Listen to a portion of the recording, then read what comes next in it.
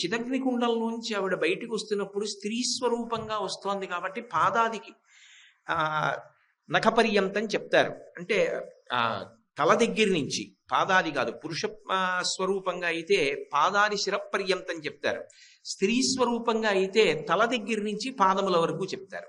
ఇప్పుడు అమ్మవారు చిదగ్నికుండంలోంచి వస్తున్నప్పుడు మొట్టమొదట ఏం చెప్పాలి?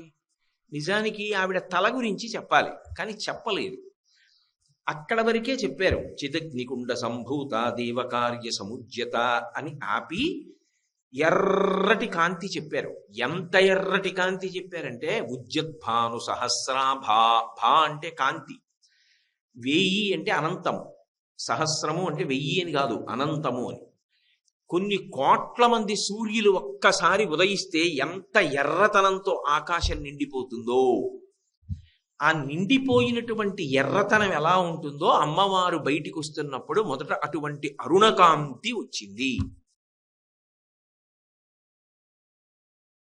గాంధర్వగాన ప్రియాం. అమ్మా, నువ్వు ఎప్పుడూ కూడా గంధర్వగానాన్ని వింటూ ఉంటావు. గంభీరాం, ఏవి గంభీరంగా నడుస్తావమ్మా. ఏనుగు నడుస్తోంది అనుకోండి, అసలు ఆ అందం ఇవి. ఏనుగు కాలు తీసి కాలు వేస్తూ ఉంటే, అది నడిచి వెడుతుంటే అందరు అలా చూస్తారు. కుంజరగమనే అంటారు ముత్తుస్వామి దీక్షితారు వారు. ఎందుకనంటే వాళ్ళందరూ అనుభవించిన వాళ్ళు. కంచిలో కామాక్షి పరదేవత శుక్రవార మంటపానికి వస్తుంది, వచ్చి నడుస్తుంది. అప్పుడే మూకశంకరుల్ని అనుగ్రహించి అందరూ పెద్దలు అనుభవించారు ఆ తల్లి నడుస్తుండగా. జుబుకేశ్వరంలో వరదన్ అని చెప్పి ఒక వంటలవాడు వంటంతా చేసి కాళ్ళు దాపు కూర్చున్నాడు. మహానైవేద్యం సమయం అయింది. అమ్మవారు తెల్లటి చీర కట్టుకుని వెళ్ళిపోతుంది. వాడు ఏదో పాపం అప్పటిదాకా వంట చేసి అలిసిపోయి 2 చేతులు ఇలా వెనక్కి పెట్టి కాళ్ళు దాపుని ఇలా కూర్చున్నాడు. కూర్చుని భగవత్పాద శంకరులు భ్రమరాంబాష్టకాన్ని చేసి మనకి 9 శ్లోకాలు ఇచ్చారు. అందులో నిన్నటి రోజున శ్రీనాథాధృత పాలిత త్రిభువనాం శ్రీచక్ర సంచారిణీం గానాసక్త మనోజ్ఞ యౌవనల సద్గంధర్వ కన్యావృతాం దీనానామతి వేలభాగ్య జననీం దివ్యాంబరాలంకృతాం శ్రీశైలస్థలవాసినీం భగవతీం శ్రీమాతరం భావయే. ఆ శ్లోకం మీద వ్యాఖ్యానాన్ని భగవతి పలికించినంత మేర పలికి ఉన్నాను. లావణ్యాధిక భూషితాంగలతికాం లాక్షాల సద్రాగిణీం అంటారు. లావణ్యాధిక భూషితాంగలతికాం, ఆ తల్లి లావణ్యము చేత శోభిస్తున్నటువంటి ఒక తీగ వంటి శరీరము కలిగినది. లాక్షాల సద్రాగిణీం, కరిగినటువంటి లక్క ఎలా ఉంటుందో అంతటి ఎర్రని వర్ణము కలిగినది. ఈ శ్లోకం దగ్గరికి వచ్చేటప్పటికీ శంకర భగవత్పాదులు అమ్మవారి యొక్క రంగు గురించి మాట్లాడుతున్నారు. ఎర్రని రంగులో ఉన్న తల్లి అని మాట్లాడుతున్నారు. ఎర్రని రంగులో ఉన్న తల్లి అనేటప్పటికే మనకి వెంటనే జ్ఞాపకానికి వచ్చేటటువంటి రూపం, జ్ఞాపకానికి వచ్చేటటువంటి నామం ఒకటి ఉంటుంది. అది శంకర భగవత్పాదుల యొక్క కవిత్వంలో ఉండేటటువంటి ప్రజ్ఞ ఏమిటంటే, మెల్లమెల్లగా సూచనలు ఇస్తూ మనకి మానసికంగా ఒక కుంచి చేతికిచ్చి బొమ్మ గీస్తారు. ఆమె ఎవరు అన్నది పేరేం చెప్పరు. కొన్ని శ్లోకాల్లో స్పష్టంగా చెప్తారు. ఏదో కామాక్షీం అంటారు, కామేశ్వరీం, కామినీం, భ్రమరాంబికాం అంటారు. కొన్ని శ్లోకాల్లో అలా ఏం చెప్పరు. చెప్పకుండా ఆమె ఎవరు అన్నది మానసికముగా మనము పొందినటువంటి భావన చేత బొమ్మ గీసి అనుభవించవలసి ఉంటుంది. సరిగ్గా అందుకోలేకపోతున్నామేమో, అంటే చాలా తొందరగా గుర్తుపట్టడానికి వీలైనటువంటి సంకేతాన్ని ఒకదాన్ని అందిస్తారు. ఈ శ్లోకం దగ్గరికి వచ్చేటప్పటికీ లావణ్యాధిక భూషితాంగలతికాం, విశేషమైనటువంటి లావణ్యము కలిగినటువంటి పూల తీగ వంటి శరీరము కలిగినది. లాక్షాల సద్రాగిణీం,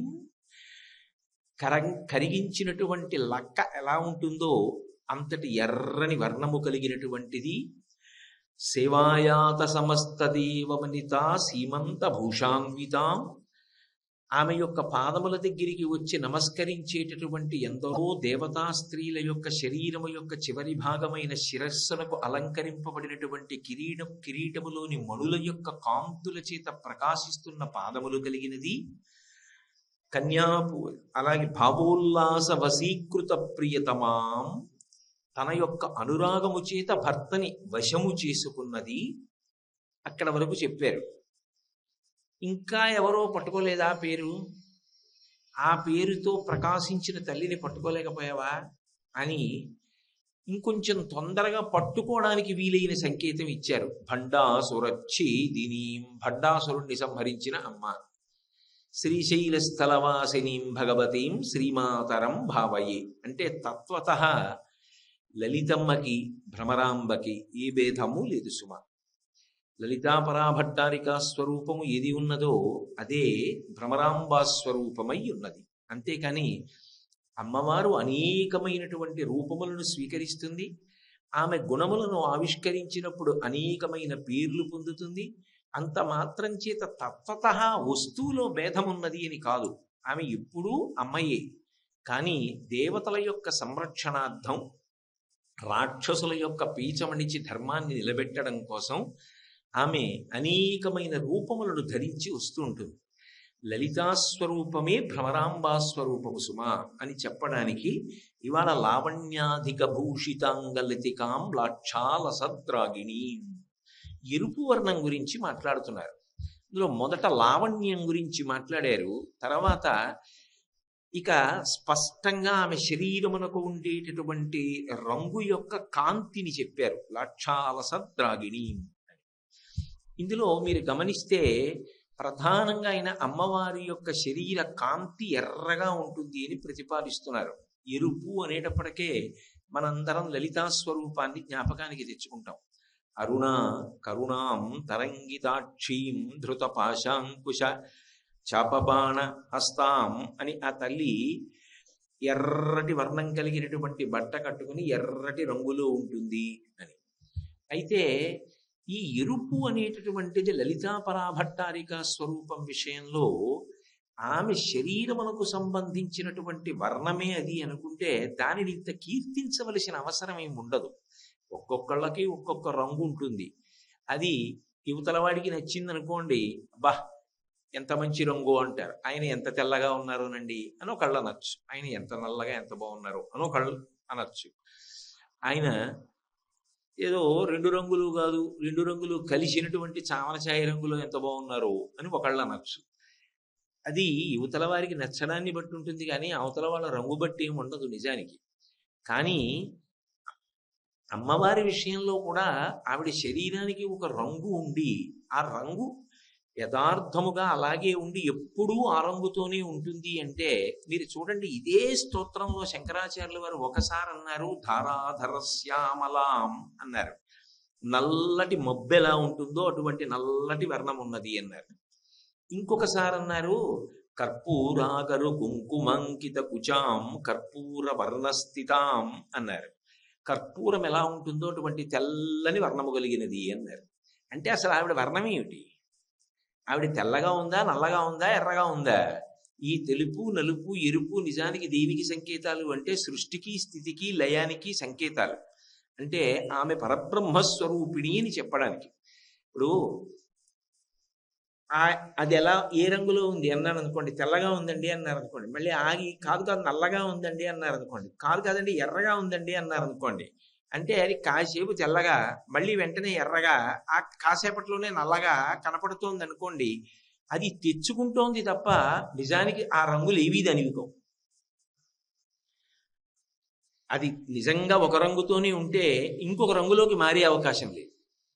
అంటే నిజానికి ఆవిడికి ఏ రంగు లేదు. ఆవిడ అన్ని వర్ణాలకు అతీతురాలు. మరి ఎర్రటి వర్ణంలో ఆవిడ ఉంటే దాని వలన ఆమెకు ప్రయోజనం అనుకోండి. ఆవిడ ఎర్రగా ఉందండి అన్నారు అనుకోండి, ఏమిటి ఆవిడికి ప్రయోజనం దానివల్ల? ఆవిడికి నిజానికి ఒక రంగుతో ఉండవలసిన అవసరం ఏం లేదు. కాళీ అని పేరు పెట్టుకుని నల్లటి పిల్ల అని అనిపించుకుంది. నారాయణి అన్న పేరుతో నల్లగా ఉంది. శారద తెల్లగా ఉంది. సరస్వతి తెల్లగా ఉంది. లలిత ఎర్రగా ఉంది. అయితే ఈ ఎరుపు, తెలుపు, నలుపు మనం పెట్టుకుని ఆమె ఈ రంగులో ఉంటుందని చెప్పడానికేనా? దాని వలన ఇంకా అధిక ప్రయోజనం ఏమైనా ఉంటుందా అంటే ఖచ్చితంగా ఉంటుంది. ఆమె యొక్క అరుణవర్ణము ఏదైతే ఉందో ఆ అరుణిమ నిజానికి ఆమె కరుణ. అరుణ అన్న శబ్దం ఎక్కడ వాడినా, ఎర్రనిది అన్నది ఎక్కడ వాడినా అమ్మవారి విషయంలో అది అమ్మవారి యొక్క కరుణకు సంకేతము. అందుకే లలితా సహస్రనామ స్తోత్రాన్ని మీరు జాగ్రత్తగా పరిశీలనం చేస్తే ఆమె ఆ చిదగ్నిగుండంలోంచి ఆవిర్భవించినప్పుడు నిజానికి అమ్మవారి యొక్క తల దగ్గర ప్రారంభం చేయలేదు. ప్రారంభం చేయకుండా ముందు శ్రీమాత, శ్రీ మహారాజ్ఞి, శ్రీమత్సింహాసనేశ్వరి, చిదగ్నిగుండ సంభూత, దేవకార్య సముజ్యత, ఈ 5 మాటలు చెప్పారు. ఆమె శ్రీమాత, శ్రీ మహారాజ్ఞి, శ్రీమత్సింహాసనేశ్వరి.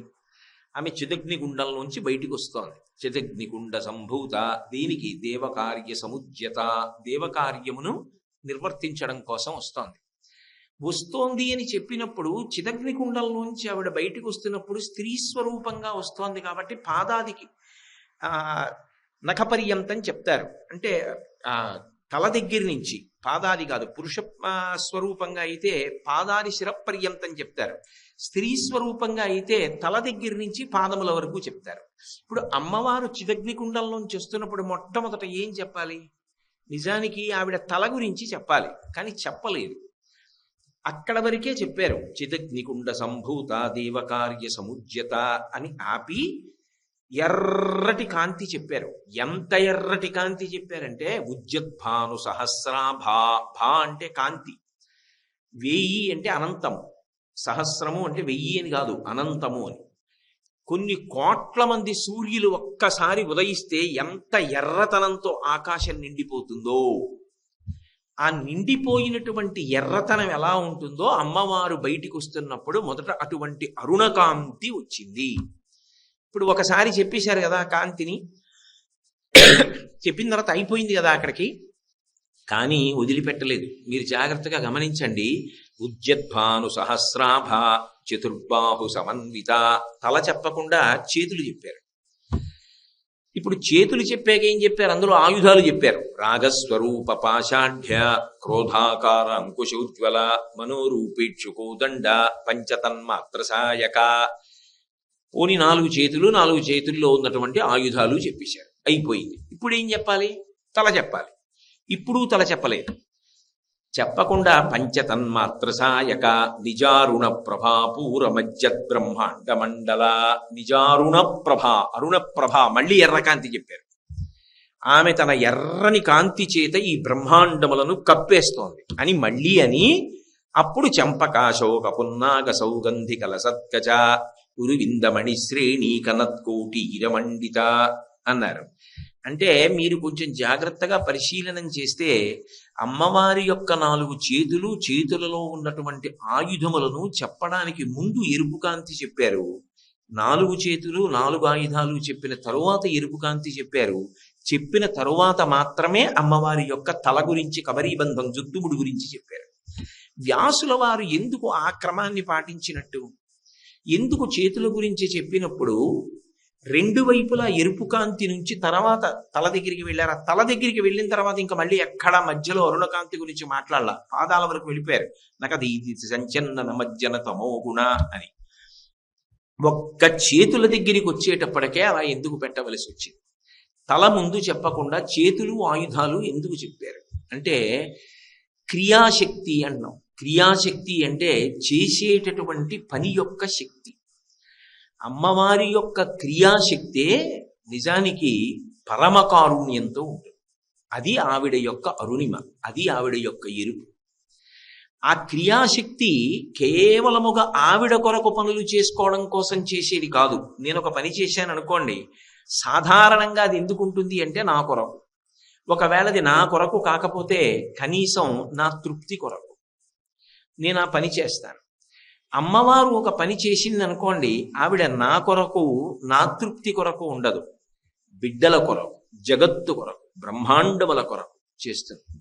ఆమె యొక్క సహజమైన ఆ ప్రేమ ఉన్నదే బ్రహ్మాండములను ఉద్ధరించాలి, జీవుల్ని ఉద్ధరించాలనేటటువంటి ఆ రాగము, ఆ ప్రేమ ఏది ఉన్నదో దానిని ఎరుపు చేత సంకేతిస్తారు. దయ, ప్రేమ, క్రియాశక్తి, విశేషమైనటువంటి వాత్సల్యము, రాగము, అది అందున ప్రత్యేకించి శృంగార సంబంధమైనటువంటి ప్రేమని ఎరుపు రంగుతోటే సంకేతిస్తారు. ఇవన్నీ ఎరుపుతో సంకేతిస్తారు. అటు ఇటు ఎరుపు పెట్టి చేతులు ఆయుధాలు ఎందుకు చెప్పారు అంటే ఆమె యొక్క క్రియాశక్తి వైభవాన్ని చెప్తున్నారు.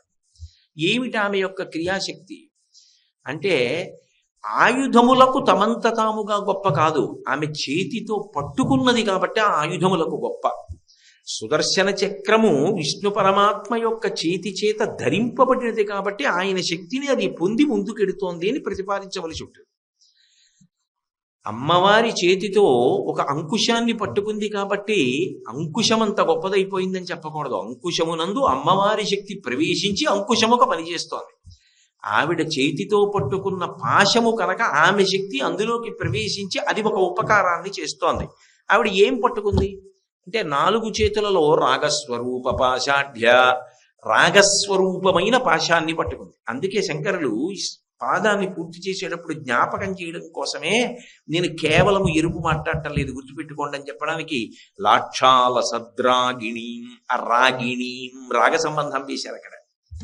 రాగస్వరూప పాశాఢ్య క్రోధాకారు అంకుశోజ్వల, ఆవిడికి ఒక చేతిలో పాశం ఉన్నది, ఒక చేతిలో అంకుశం ఉన్నది, ఒక చేతిలో చిరుకుతో చేయబడినటువంటి ధనస్సు ఉన్నది, ఒక చేతిలో 5 పుష్పబాణములు ఉన్నాయి. ఈ 4 పట్టుకునుంది. ఇప్పుడు ఈ 4 పట్టుకుని ఉన్నది అంటే అవి ఆమె యొక్క పనికి పనిముట్లు. ఒక ఆయన ఉలి పట్టుకుని ఉన్నాడు అనుకోండి, ఆయన శిల్పం చెక్కుతాడని గుర్తు. ఒక ఆయన కుంచె పట్టుకున్నాడు అనుకోండి, ఆయన చిత్రం గీస్తాడని గుర్తు. అలా ఆమె ఈ 4 పట్టుకున్నది దేనికి అంటే జీవుల యొక్క ఉద్ధరణ కొరకు. జీవులను పాడు చేసే మొదటిది ఏది? ఎరుపే పాడి చేస్తుంది. ఏ ఎరుపు? రాగము పాడి చేస్తుంది. రాగము గొప్ప బంధనము. వేదాంత శాస్త్రంలో ఒక మాట అంటారు, వస్తువు సత్యము కానప్పుడు ఆ వస్తువు మీద నువ్వు నిరతిశయమైన ప్రేమ పెట్టుకున్నా ఆ వస్తువు దుఃఖమునకే కారణమవుతుంది. ఎందుకంటే అది జగత్తు ఎందు శాశ్వతం కాదు కాబట్టి అది ఒకప్పుడు వెళ్ళిపోతుంది. నాకు బొమ్మ అంటే చాలా ఇష్టం అనుకోండి, ఆ బొమ్మ ఎప్పుడైనా చేజారి పగలచ్చు. అప్పుడు నేను శోకిస్తాను, అయ్యో ఆ బొమ్మ పగిలిపోయింది అని. ఆ బొమ్మకి ప్రాణం ఉందనుకోండి, ఏ కారణం చేతనైనా నేను కనపడకుండా పోయాను అనుకోండి, ఆ బొమ్మ నన్ను ఇంతగా ప్రేమించిన వాడు కనపడటం లేదని బాధపడవచ్చు. రాగం ఎక్కడున్నదో ఆ రాగము శోకమునకు కూడా కారణమవుతుంది. దానికి ఏమైనా చిన్న తేడా వచ్చింది అనుకోండి, చాలా బాధపడిపోతాడు. రాగము ఎక్కడ ఉన్నా కూడా చాలా సంతోషంగా అనిపిస్తుంది. రాగము అంటే అనురాగము, ప్రేమ. మనం ఒక వస్తువు మీద తాదాత్మ్యత పొందాం అనుకోండి, ఇది నాది, ఇది నాది, ఇది నాది అని భ్రాంతి పెట్టుకుని ఈ వస్తువు నాది అనేటటువంటి గొప్ప సంతోషాన్ని మనసులో పెట్టుకుంటే ఆ కారణం చేత ఏమవుతుంది అంటే ఆ వస్తువు నాది అని నేనంటాను, కానీ ఆ వస్తువు మాత్రం ఎప్పుడు నేను నీవాడను అని అనదు. నా ఇల్లు ఉంది, ఈ ఇల్లు నాది అంటాను, ఆ ఇల్లు మాత్రం ఎప్పుడు నేను కోటేశ్వరరావు గారికి సంబంధించిన దాన్ని అందం. ఈ కలం నాదంటాను, ఇది కోటేశ్వరరావు గారి కలం అని ఆ కలం అందం. అలా నేను ఎన్ని మాటలు అంటున్నానో అన్ని మాటలు వశపడుతున్నాను వాటికి. విశేషించి రాగము శోకమునకు కారణము. పైగా జగత్తు యందు శాశ్వతము కాని వస్తువుల పట్ల పెట్టుకున్నటువంటి రాగము ఏ విధంగానూ కూడా అభ్యున్నతికి కానీ జీవుడి యొక్క ఉద్ధరణకు కానీ హేతువు అయ్యే అవకాశం ఉండదు. అందుకే ఆవిడ ఏం చేస్తుందంటే రాగము లేకుండా బ్రతకడం ఎలా? ఏమంటే మరి ప్రేమ లేకుండా ఎలా బ్రతుకుతాం? భార్య మీద ప్రేమ ఉండదా? తల్లి మీద ప్రేమ ఉండదా? తండ్రి మీద ప్రేమ ఉండదా? కొడుకు మీద ప్రేమ ఉండదా? ఎవరి మీద ప్రేమ ఉండదు? ప్రేమ లేకుండా ఎలా బ్రతుకుతావు అంటే ఆమె రాగమును ఉంచుతుంది, కానీ లోపల ఒక మార్పు తీసుకొస్తుంది. అది బంధనమునకు గురి కాకుండా చూసుకుంటుంది. ఏ మార్పు తీస్తుంది అంటే వాడు ఏది అనుభవించనివ్వండి, ఏది జరగనివ్వండి, ఇది ఈశ్వరానుగ్రహం చేత నాకు సంప్రాప్తమైందంట. ఇది ఈశ్వరుడి ఇల్లు, ఈశ్వరుడు కట్టాడు. నువ్వు ఇప్పుడు ఇందులో ఉండు, కొన్నాళ్ళు ఈ పెద్దింట్లో ఉండు అన్నాడు. ఆయన ఏదో నన్ను ఎందుకో ఇక్కడికి తీసుకొచ్చాడు, ఆయనది ఇల్లు. ఎందుకు బంధిస్తుంది? పైకి చెప్పక్కర్లేదు అస్తమానం, అలాగా లోపల భావన చేస్తాడు. ఇది ఈశ్వరుని యొక్క గృహం. భార్య ఈశ్వరానుగ్రహం, అనుకూలవతి. కొడుకు ఈశ్వరానుగ్రహం. ఈశ్వరుడి సొత్తు నాకు ఇచ్చాడు, రేయ్ చక్కగా వీడి వలన సంతోషాన్ని పొందిన ఆయన ఇచ్చాడు. ఇప్పుడు ప్రధానముగా నీ రాగము ఎవరి మీద పడిపోతుంది అంటే భగవంతుడి మీద పడుతుంది. భగవంతుడి మీద రాగము పడితే ఆ రాగము బంధనమునకు కారణము కాదు, విడుదలకు కారణం. ఇదే సంసారమనందు ఉంటావు, కానీ దేని చేత బంధింపబడకుండా ఉంటాడు. అంటే ఉద్ధరణ హేతువై నిలబడుతుంది ఆవిడ. అందుకే కొందరు రాటుని పోటుని తట్టుకుని నిలబడతారు. దేనికి నిలబడతారు అంటే, వచ్చిన ఆవిడ అనుగ్రహం, రాకపోయినా ఆవిడ అనుగ్రహం, ఉన్నది పోయినా ఆవిడ అనుగ్రహం, ఈ వయసుకి ఇది అవసరమేమో అందుకు తీసేసిందేమో అంటాడు. అది అలా తీసేస్తే నేను బాగుపడతానులో, అందుకు తీసేసిందిలా ఉందంటాడు. వాడు అన్నిటినీ ఈశ్వరుడు యందు ఆపాదిస్తాడు. నిన్ను సేవింపక నాపదల్పొడమని, నిత్యోత్సవం బబ్బని, జనమాతృండనని, సంసార మోహంబు పైకొనని, జ్ఞానము గల్గని, గ్రహగతులు కుందింపని, వీలుగుచ్చిన రాణి, అవి నాకు భూషణములే శ్రీకాళహస్తీశ్వర. కాబట్టి రాగస్వరూప పాషాఢ్య, రాగము ఎరుపు. ఆమె ఆ ఎరుపు నుంచి ఏ ఎరుపుకెత్తుతోందంటే కరుణతోటి. ఈ అరుణ కరుణయ్యి ఆ తల్లి ఈశ్వరుని వైపుకి నడిపిస్తుంటుంది. అలాగే క్రోధాకార అంకుశోజ్వల, కోపము ఒకసారి వచ్చేసింది అనుకోండి, ఇంకా ఎంత పెద్దదైపోయి పట్టుకుంటుంది అంటే అది చెప్పడం కష్టం. అందుకే అంకుశాన్ని ప్రయోగించారు అక్కడ. ఉన్న ప్రాణులన్నిటిలో పెద్ద ప్రాణి ఏనుగు. ఏదైనా పెద్ద జబ్బల్సి వచ్చింది అనుకోండి, ఏనుగంత ఉందండి అంటారు. కోపం వస్తే ఎంత వస్తుంది అంటే ఏనుగంత కోపం. అంటే పెద్ద కోపాలు ఇటిటిటిటే పెరిగిపోతాయి. కాబట్టి దాన్ని ఏం చేస్తుంది ఆవిడ అంటే, కోపము వలన పతనము చెందుతావురా, కోపానికి నిగ్రహం అవసరం. ఎక్కడ తప్పు జరిగిందో అక్కడ దిద్దడం వరకే కోపం, అది దాటి ఇక మనసులో ఉండకూడదు. కాబట్టి అది ఏం చేస్తుంది అంకుశం, ఇంత పెద్ద ఏనుగు యొక్క కుంభస్థలం మీద మావటి పొడిస్తే ఆ బాధ తట్టుకోలేక ఏనుగు వశపడిపోతుంది. కోపమనబడేటటువంటి ఏనుగు అంకుశము చేత పొడవబడుతుంది. అంటే ఇప్పుడు కోపం మీద కోపం వస్తుంది. ఇన్నాళ్ళు అన్నిటి మీద కోపడేవాడు, ఇప్పుడు కోపము ద్వేషము, అనురాగమునకు వ్యతిరేక పదం. కాబట్టి అది కూడా ఒక ఎరుపే. ఇప్పుడు అంటాడు, ఏమిటి నాకు ఈ దిక్కుమాలిన కోపం, అస్తమానం అందరి మీద కోపడమే, ఇలా ఉండకూడదు. నాకు కోపం వస్తే దాన్ని వ్యవస్థలోని సమస్యని చక్కబెట్టడానికి ఉపకరణంగా నా కోపాన్ని వాడాలి తప్ప నా కోపమునకు నేనే వశపడిపోకూడదు అని కోపం మీద కోపం పొందుతాడు. క్రోధాకార అంకుశోజ్వల, కోపాన్ని నియంత్రించుకుని పాడవకుండా చూసుకుంటాడు. రాగము కామము, క్రోధము మరొక శత్రువు. కామక్రోధముల రెండిటినీ అణచడానికి ఆమె రాగస్వరూప పాషాఢ్య. ఇప్పుడు అన్నిటికీ భగవంతుణ్ణి తలుచుకుంటుంటే అది పాశమే. యమపాశము, కామపాశము, కర్మపాశము, భక్తి పాశము, ఇవన్నీ పాశాలే. ఆవిడ చేతిలో ఉన్నది భక్తి పాశం. రాగపాశం విప్పేసి భక్తి పాశం వేసి లాగుతుంది దగ్గరికి. తాడు కట్టి లాగుతున్నారు అనుకోండి, ఎవరు లాగుతున్నారో వాళ్ళ దగ్గరికి వెళ్ళిపోతారు. ఆమె భావనలన్నీ ఈశ్వరుడి వైపుకి తిప్పుతుంది. తిప్పినప్పుడు ఏమవుతుందంటే, ఏది జరగనివ్వండి ఈశ్వరానుగ్రహం అంటూ ఆ లాగి లాగి లాగి లాగి ఆవిడ చరణసీమ దగ్గరికి లాక్కుంటుంది. లాగి శివుని ఎందు కలుపుతుంది. అది క్రియాశక్తి, అది ఎరుపు. అది లావణ్యాధిక భూషితాంగలతికాంలాక్షాల సద్రాగిణి. కాబట్టి రాగస్వరూప పాషాఢ్య, క్రోధాకారాంకుశోజ్వల, మనోరూపేక్షుకోదండ, పంచతన్మాత్ర శాయక. చెరుకు విల్లు పట్టుకునేటటువంటి వాడు మన్మధుడు పట్టుకుంటాడు. మన్మధుడు చెరుకు విల్లు పట్టుకున్నాడు అనుకోండి, ఈ 5 పువ్వులు శబ్ద స్పర్శ రస రూప గంధములనబడేటటువంటి ఈ 5 తన్మాత్రలు లోకమునందు ప్రవర్తిస్తాయి. ఎప్పుడూ కూడా ఏదో లౌకికమైన శబ్దాలు విని సంతోషపడిపోవాలి, అక్కర్లేనివన్నీ ముట్టుకుని సంతోషపడిపోవాలి. అవసరం ఉన్నా లేకపోయినా రజోగుణ సంబంధంగా రుచి కోసం తిని సంతోషపడిపోవాలి. వాసన ఏదో తన ప్రీతి కొరకు చూసి ఆనందపడిపోవాలి. శబ్ద స్పర్శ రస రూప తనకిష్టమైంది కాబట్టి అవతల వాళ్ళ బాధతో సంబంధం లేకుండా చూస్తూ ఉండాలి.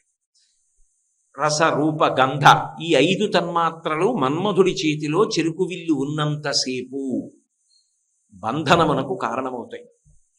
అవియే ఆవిడ తీసుకుంటుంది. ఏవి మన్మధుడి చేతిలో ఉంటాయో అవి ఆయన చేతిలో ఉన్నంతసేపు బంధమహేతువు. ఆవిడ చేతిలోకి వచ్చి పట్టుకుందనుకోండి, ఆవిడ అదే శబ్దం వింటూ ఉంటాడు, కానీ కాసేపు దీక్షితారు వారి కీర్తన వింటానంటాడు, కాసేపు అన్నమాచార్యులు వారి కీర్తన వింటాను, త్యాగరాజస్వామి వారి కీర్తన వింటాను, కాసేపు ఎక్కడైనా భజన జరుగుతుంటే వింటాను. అంటే భగవత్ సంబంధమైన విషయములను వినడమునందు అనురక్తి చూపిస్తాడు. లేదా సాధువాక్కులు మంచి మాటలు వింటాడు. అలాగే చూసినప్పుడు లోపల మనసులో పవిత్రత, బాహ్యమునందు చూసేటప్పుడు ఆ చూపులో ప్రతి దాంట్లో శిల్పిని చూస్తాడు. అరే, ఒక రహదారి పక్కన ఇంత దుమ్ము పడే చోట ఒక ఉమ్మెత్త పువ్వు పూసిందా, ఉమ్మెత్త కాయని చూస్తేనేమో ముట్టుకుంటే ఒంటి నిండా ముళ్ళ, ఇది చూస్తే మరక లేకుండా తెల్లటి బట్ట అప్పుడే వస్త్ర దుకాణంలోంచి కొనుక్కొచ్చి విప్పినంత తెల్లగా ఉందా, గొట్టంలా అంత పువ్వు పూసిందా, కనకాంబరం పువ్వు ఇంత చిన్న తొడిమితోటి ఇంత ఎర్రటి పువ్వు పూసిందా, దానికి సువాసన లేదా, మల్లె పువ్వు సాయంకాలం విచ్చుకుంటే అంత సువాసన, మొగ్గలో లేనిది పువ్వులో ఉందా, ఎవడురా ఇవన్నీ సృష్టించినవాడు అని వస్తువుని చూసి దాని వెనకనున్నటువంటి శిల్పి గురించి ఆలోచన చేస్తుంటాడు. ఏది అనుభవించినా ఈశ్వర ప్రసాదము అని అనుభవిస్తాడు. ఇప్పుడు ఆ శబ్ద స్పర్శరస రూప గంధములే మారి సాత్వికమవుతాయి. ఇప్పుడు ఆమె చేతిలోని చెరుకు విల్లు బాణములైనప్పుడు, అవి మన్మధుడి చేతిలోని చెరుకు విల్లు బాణములయ్యాయి అనుకోండి, గతి తప్పించి బంధనహేతువులు పునర్జన్మ కారకములవుతాయి. అందుకని ఇప్పుడు ఆవిడ ఏం చేస్తోంది? క్రియాశక్తి చేత. క్రియాశక్తిని ఎక్కడ చెప్పినా ఎరుపుతో చెప్తారు. ఆమె చేతితో పట్టుకున్నటువంటి ఆయుధముల ద్వారా, ఆ చేతితో పట్టుకున్న ఆయుధములతో ప్రవర్తించి లోకమునందున్నటువంటి జీవులను ఉద్ధరిస్తోంది ఆవిడ. ఇది ఆమె అనుగ్రహ విశేషం. సాధన చేత మనం సంపాదించుకోలేకపోతే భక్తితో ఆమె పాదములు పట్టుకుంటే ఆమె ఈ 4 చేతులలో ఉన్న ఆయుధముల ద్వారా దీన్ని వర్షించి మనని కాపాడుతుంది. అసలు అమ్మవారి యొక్క 4 చేతులు 4 ఆయుధముల యొక్క అనుగ్రహమును పొందనంత కాలం అజ్ఞానము పోయే అవకాశము లేనే లేదు. అందుకే చేతులు చెప్పడానికి ముందు ఉద్యద్భాను సహస్రాభ ఎరుపు, రాగస్వరూప పాశాఢ్య, క్రోధాకారాంకుశోజ్వల, మనోరూపేక్షుకోదండ, పంచతన్మాత్ర సాయక, మళ్ళీ 4 చెప్పాక మధ్యబ్రహ్మాండ మండల, ఏదో క్రోధస్వరూప పాశాఢ్య, క్రోధాకారాంకుశోజ్వల, మనోరూపేక్షుకోదండ, పంచతన్మాత్ర సాయక. అప్పుడు ఈ సమస్తమైనటువంటి బ్రహ్మాండములను కూడా ఆమె ముంచేస్తుంది ఎరుపులో, అంత ఎరుపు. ఇప్పుడు ఆ ఎరుపు దగ్గరికి వెళ్ళారనుకోండి, దానికి ఏమిటి అర్థం? ఇత పూర్వం తమోగుణంతో రజోగుణంతో నిండిపోయి మనుష్య జన్మ యొక్క వైభవాన్ని తెలుసుకోక లౌకికమైనటువంటి జీవితంలో గడిపేసి తాదాత్మ్యమును పొందినటువంటి వ్యక్తిని తిప్పుతుంది ఆవిడ. ఇది కాదురా నీ జన్మకి ప్రయోజనం, నీ జన్మకి ప్రయోజనం సత్వగుణం, నీలో మార్పు రావాలి. అది లేనప్పుడు మనుష్య జన్మ యొక్క వైభవం లేదు. ఈ మార్పు ఆమె వలన వస్తుంది. ఎందుకంటే ఆమె శక్తి స్వరూపిణి, ఆమె క్రియాశక్తి, అది అనుకూల్యతని ప్రసరిస్తుంది. అందుకని ఎరుపుతో మొదలుపెట్టి 4 చేతులు చెప్పిన తర్వాత, ఆయుధములు చెప్పిన తర్వాత మళ్ళీ ఎరుపు చెప్పి, ఇప్పుడు ఈ ఎరుపు చెప్పాక మధ్యబ్రహ్మాండ మండల చంపకాశోక పున్నాగ సౌగంధికల సత్కచ. ఇప్పుడు అమ్మవారి యొక్క కబరీబంధం చెప్పారు. వెనక నుంచి చూస్తే తప్ప ఆవిడ యొక్క జుట్టుముడి కనపడదు. ఎందుకని అంటే శివలింగం అనుకోండి, అన్ని వైపులకి వెడతారు, చుట్టూ తిరిగి అభిషేకం చేస్తారు. వాడు ముందు నించుంటాడు, వాడు వెనక నించుంటాడు, ఉత్తరం నించుంటారు, దక్షిణం నించుంటారు, అభిషేకం చేసేస్తారు. సత్యోజాత అఘోర తత్పురుష వామదేవ ఈశానములన్న 5 ముఖములతో ఉంటాడు కాబట్టి. కానీ అమ్మవారి దగ్గరికి వచ్చిన కరచరణాదులతో ఉన్నటువంటి మూర్తి అయినా వెనక్కి వెళ్ళి పూజా చేయరు, వెనక్కి వెళ్ళి చూసే అవకాశం ఉంటుంది.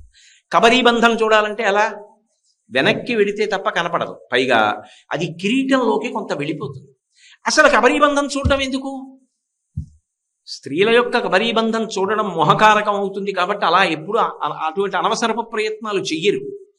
మరి ఎందుకు అమ్మవారి కబరీబంధం చూడాలన్న కోరిక అంటే, అమ్మవారి కబరీబంధం చీకటి ఎలా ఉంటుందో అంత నల్లగా ఉంటుంది. అదేమిటండి, మరి ఎప్పుడో పుట్టింది కదా, ఆవిడ జుట్టు తెల్లబడదా అంటే, జుట్టు తెల్లబడింది అంటే కాలమునకు వశపడిపోయాడని గుర్తు.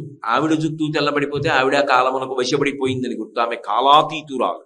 అందుకే ఆవిడ భర్త ఎప్పుడు యవ్వనంలో ఉంటాడు, ఆవిడ యవ్వనంలో ఉంటుంది. చిత్రం వటతరోర్మూలే వృద్ధా శిష్య గురుర్యువ గురోస్తు మౌనం వ్యాఖ్యానం శిష్యాస్తు చిన్న సంశయా. శివుడు యవ్వనం, అమ్మవారు యవ్వనం, నిత్య యవ్వన మదశాలిని. లలితా సహస్రంలో చదువుతున్నాం కదా. అందుకే ఆమె జుట్టు నల్లగా ఉంటుంది. బాగుందండి, నల్లగా ఉంది. ఒక విషయం తెలిసింది మాకు. ఎంత ఉంటుంది, చాలా పెద్దవారు అయిపోయి ఉంటారు కదా ఆవిడ. ఎప్పుడో కదా ప్రారంభమైంది ఆవిడ. అయినప్పుడు పెద్దవారు అయిపోయారు కాబట్టి జుట్టు అంతా ఊడిపోయి చిన్న ముడి ఉంటుందా? చంపకాశోక పున్నాక సౌగంధి గల సత్కచ. పువ్వులలో పెద్ద పెద్ద పువ్వులు ఏ ఉన్నాయో, సంపంగి పూలు అంటే సింహాచలం సంపంగి పూలు, ఓ పెద్ద దండ కట్టారు అనుకోండి, చిన్న కొప్పు ఉంటే ఎలా పెట్టుకుంటారు? అశోక పుష్పములు. ఇటువంటివన్నీ కూడా దండలు కట్టి ఆమె యొక్క కబరీబంధం మీద అలంకారం చెయ్యడానికి సరిపోయినంత పెద్ద కబరీబంధం. ఆవిడ నడుస్తుంటే నటభుజద్ధమ్మిల్ల బంధంబుతో అంటారు పోతన గారు. ఆవిడ నడుస్తూ ఇలా అంటే కొప్పు ఇటు తగిలి పైకి లేస్తుంది, ఇలా అంటే ఇటు తగిలి పైకి లేస్తుంది. అంత పెద్ద కొప్పు భుజముల వరకు ఉంటుంది. ఎందుకు ఆ కొప్పు ఎంత ఉంటే మనకెందుకు ఇంతకంత వర్ణన అంటే, సాధారణంగా నల్లటిది చూస్తే నల్లటిది పోయే అవకాశం ఉండదు. కానీ అమ్మవారి యొక్క నల్లటి కబరీబంధాన్ని దర్శనం చేస్తే నల్లటి అజ్ఞానము తొలగిపోతుంది. అందుకే సౌందర్యలహరిలో మిగిలిన శ్లోకాలన్నింటికీ శంకరాచార్యులు వారు శ్లోకం చివర ఫలశ్రుతి చెప్పారేమో కానీ, ఒక్క అమ్మవారి కబరీబంధం చెప్పినప్పుడు మాత్రం ప్రారంభంలోని ఫలశ్రుతి చెప్పి శ్లోకం చెప్పారు. ధునోతుధ్వాంతం నస్తులిత దళితేందీవరవనం ఘనస్నిగ్ధశ్లక్షణం చికుర నికురంబం తవ శివే యదీయం సౌరభ్యం సహజముపలబ్ధం సుమనసో వసంతస్మిన్ మన్యే వలమథన మాటీ విటపినాం అన్నారు. సహజ సుగంధ భూయిష్టమై నల్ల కలువల తండం ఎలా ఉంటుందో అంత అందంగా దువ్వెన చేత దువ్వబడి ఆమె యొక్క జుత్తు ఉండి పెద్ద కబరీబంధంతో ఉంటుంది. ఆమె నల్లని జుత్తుతో కూడుకున్న కబరీబంధాన్ని ఎవడు మానసికంగా ధ్యానమునందు చూడగలుగుతున్నాడో వాడికి ధునోతుధ్వాంతం అజ్ఞానపు చీకట్లు విచ్చిపోతున్నాయి. అసలు ముందు రాగము, ద్వేషము, మనస్సు, పంచతన్మాత్రలు ఇవి వశపడకుండా అజ్ఞానము పోయి జ్ఞానము కలిగే అవకాశం ఎక్కడుంటుంది? అసలు ముందు లౌకికంగా తిరిగేవాడు భగవతి వైపు తిరగాలి. అందుకే మొదటి ఎరుపు. ఆమె యొక్క అనుగ్రహమును పొంది రాగస్వరూప పాషాఢ్యా క్రోధాకారాంకుశోజ్వల మనోరూపేక్షుకోదండ పంచతన్మాత్ర సాయక అనుగ్రహం పొందిన తర్వాత మళ్ళీ ఎరుపు. ఇప్పుడు ఈ స్థితిలో నిలబడినటువంటి వాడు కబరీబంధ దర్శనం చెయ్యగలడు. అందుకని కబరీబంధం చెప్పిన తరువాత అప్పుడు మళ్ళీ కిరీటం చెప్పి అప్పుడు అష్టమీ చంద్ర విభ్రాజ దళిక స్థల శోభిత, అక్కడి నుంచి ఇంకా ఆగకుండా పాదాల వరకు వెళ్ళిపోతారు. అమ్మవారి యొక్క ఆవిష్కరణమునందు ఆమె రూపము చిదగ్నికుండము నుండి ప్రభవించినటువంటి సమయంలో అటు ఇటు ఎరుపులు పెట్టి చేతులు ఆయుధాలు చెప్పడంలో ఆమె యొక్క క్రియాశక్తి వైభవాన్ని, ఆమె చేసేటటువంటి పనిలో చెయ్యి క్రియకి సంకేతం, ఆమె పట్టుకున్న ఆయుధములు క్రియకు సంకేతం. అవి ఆమె కొరకు పనులు చేసుకునే చేతులు కావు. ఆమె చేతులు, ఆమె చేతి ఆయుధములు లోకోద్ధరణకు సంకేతములు. కాబట్టి ఆమె అరుణిమనందు కరుణిమ నిండి ఉంది. ఆమె కారుణ్యమూర్తి అని చెప్పడానికి లోకానతీత లలిత తెనసోచ్యతే, లోకములను మించిపోయినటువంటి ఎరుపుతనంతో ఉంటుంది. అందుకే అమ్మవారి యొక్క ఉపాసన క్రమమునందు శంకరాచార్యులు వారి సౌందర్య లహరిలో శ్రీసరణి అని ఒక అద్భుతమైన మాటని ప్రయోగించారు. సౌందర్య లహరిలో తెల్లవారుజామున సూర్యోదయం అవుతుంటే అరుణారుణ కాంతులు వస్తాయి. ఆ కాంతులు భూమినంతటినీ కప్పేస్తాయి. అలాగే అమ్మవారి యొక్క శరీర ఎర్రటి కాంతి అందరిలో ఉన్నటువంటి దోషములను కడిగేస్తుంది. ఆ ఎరుపు సమస్తమైనటువంటి శుభములకు సంకేతం.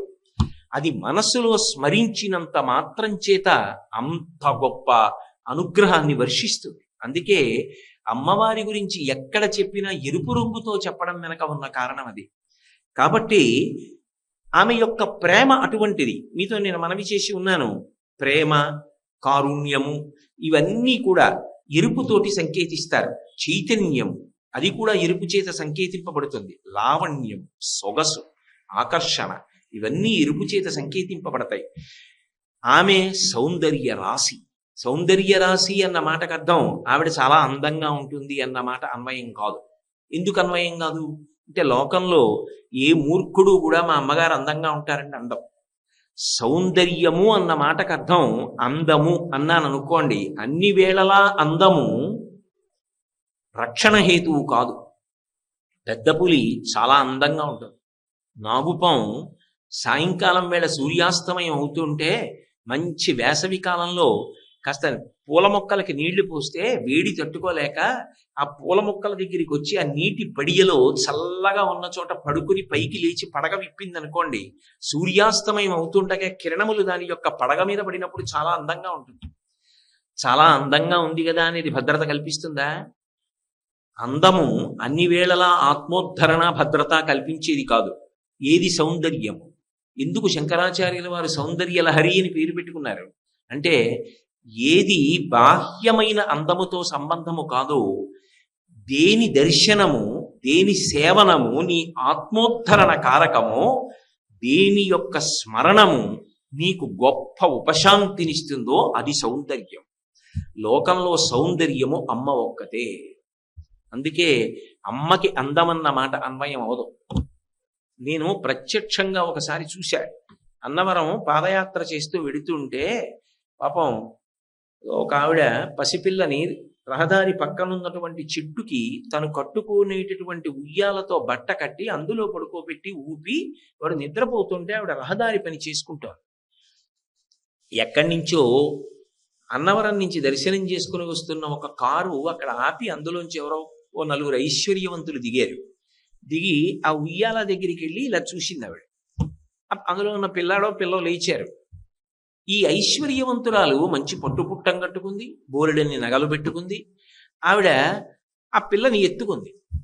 ఎత్తుకోగానే అది ఏడుపు మొదలెట్టి, అంత ఏడుపు మొదలెట్టిన తర్వాత ఆ రహదారి నిర్మాణంలో ఒళ్ళంతా దుమ్ము కొట్టుకుపోయి చెమటలు పట్టేసి ఉన్నటువంటి తల్లి గబగబా వచ్చి, అయ్యో ఎందుకమ్మా ఏడుస్తావో, ఎత్తుకున్నారంతేనమ్మా అంది. ఈ పిల్ల 2 చేతులు ఇస్తే తల్లి మీదకి దూకేసి, తల్లి ఎత్తుకోగానే ఆ పిల్ల ప్రశాంత పడిపోయి ఊరు. అందమన్నది సౌందర్యం అయితే ఆమె తల్లి కన్నా కారులో వచ్చిన ఆవిడ సౌందర్యం అని చెప్పాలి. సౌందర్యం అంటే అందం కాదు, సౌందర్యము ఉపశాంతి. 90 ఏళ్ళొచ్చినా అమ్మ అమ్మే. అమ్మ స్నానం చేయలేకపోవచ్చు, కానీ అమ్మ అలా కుర్చీలో కూర్చుంది అనుకోండి, ఒక్కసారి నేను అమ్మకి ప్రదక్షిణం చేసి నమస్కారం చేశాను అనుకోండి, భూప్రదక్షిణ శక్యేన కాశీయాత్రాయుతేన చ సేతుస్నాన శతైర్యచ్చ వందనం తత్ఫలం మాతృవందనే. నేను ఆ రోజున 6 మాటలు భూప్రదక్షిణం చేశానని, కాశీవాసం చేశానని, రామేశ్వరం వెళ్ళి సముద్ర స్నానం చేశానని నా జీవుడి ఖాతాలో ఫలితం వేస్తున్నారు. అమ్మ ఉన్నది. అమ్మ స్నానం చేసిందా, స్ఫురణ శక్తి ఉందా, పని చేయగలదా, లేవగలదా సంబంధం లేదు. అమ్మ ఎలా ఉన్నా, ఎంత వృద్ధురాలైపోయినా అమ్మ అమ్మే లోకంలో. అమ్మ అంటే ఓదార్పు, అమ్మ అంటే ప్రేమ, అమ్మ అంటే కారుణ్యం, అమ్మ అంటే చైతన్యం, అమ్మ మాట అంటే శాంతి. అయినప్పుడు ఇవన్నీ ఎరుపు చేత సంకేతింపబడతాయి. ఈ ఎరుపంతా సౌందర్యం. ఇంత గొప్ప అర్థంతో శంకరాచార్యుల వారు సౌందర్య లహరి అని పేరు ఉంచారు తప్ప. కాబట్టి లావణ్యాధిక భూషితాంగలతికాం లక్షాల సద్రాగిణి, ఇంత ఎర్రని తల్లి అని శంకరులు ప్రతిపాదించడం వెనక ఉన్నటువంటి రహస్యం ఆమె యొక్క కారుణ్యాన్ని గమనించు. అందుకే జీవం ఎక్కడ ఉన్నా ఎరుపుతో సంకేతం. ఆ రక్తవర్ణ, రక్తము ఎరుపు, ప్రాణము, చైతన్యము ఇవన్నీ ఎరుపు. అవన్నీ ఆవిడేను సుమా, ఆ తల్లి అనుగ్రహము సుమా. ఎక్కడ ఏ మార్పు తీసుకొచ్చినా ఆవిడేను సుమా. ఇది చెప్పడానికి. సేవాయాత సమస్త దేవ వనితా సీమంత భూషాన్వితాం.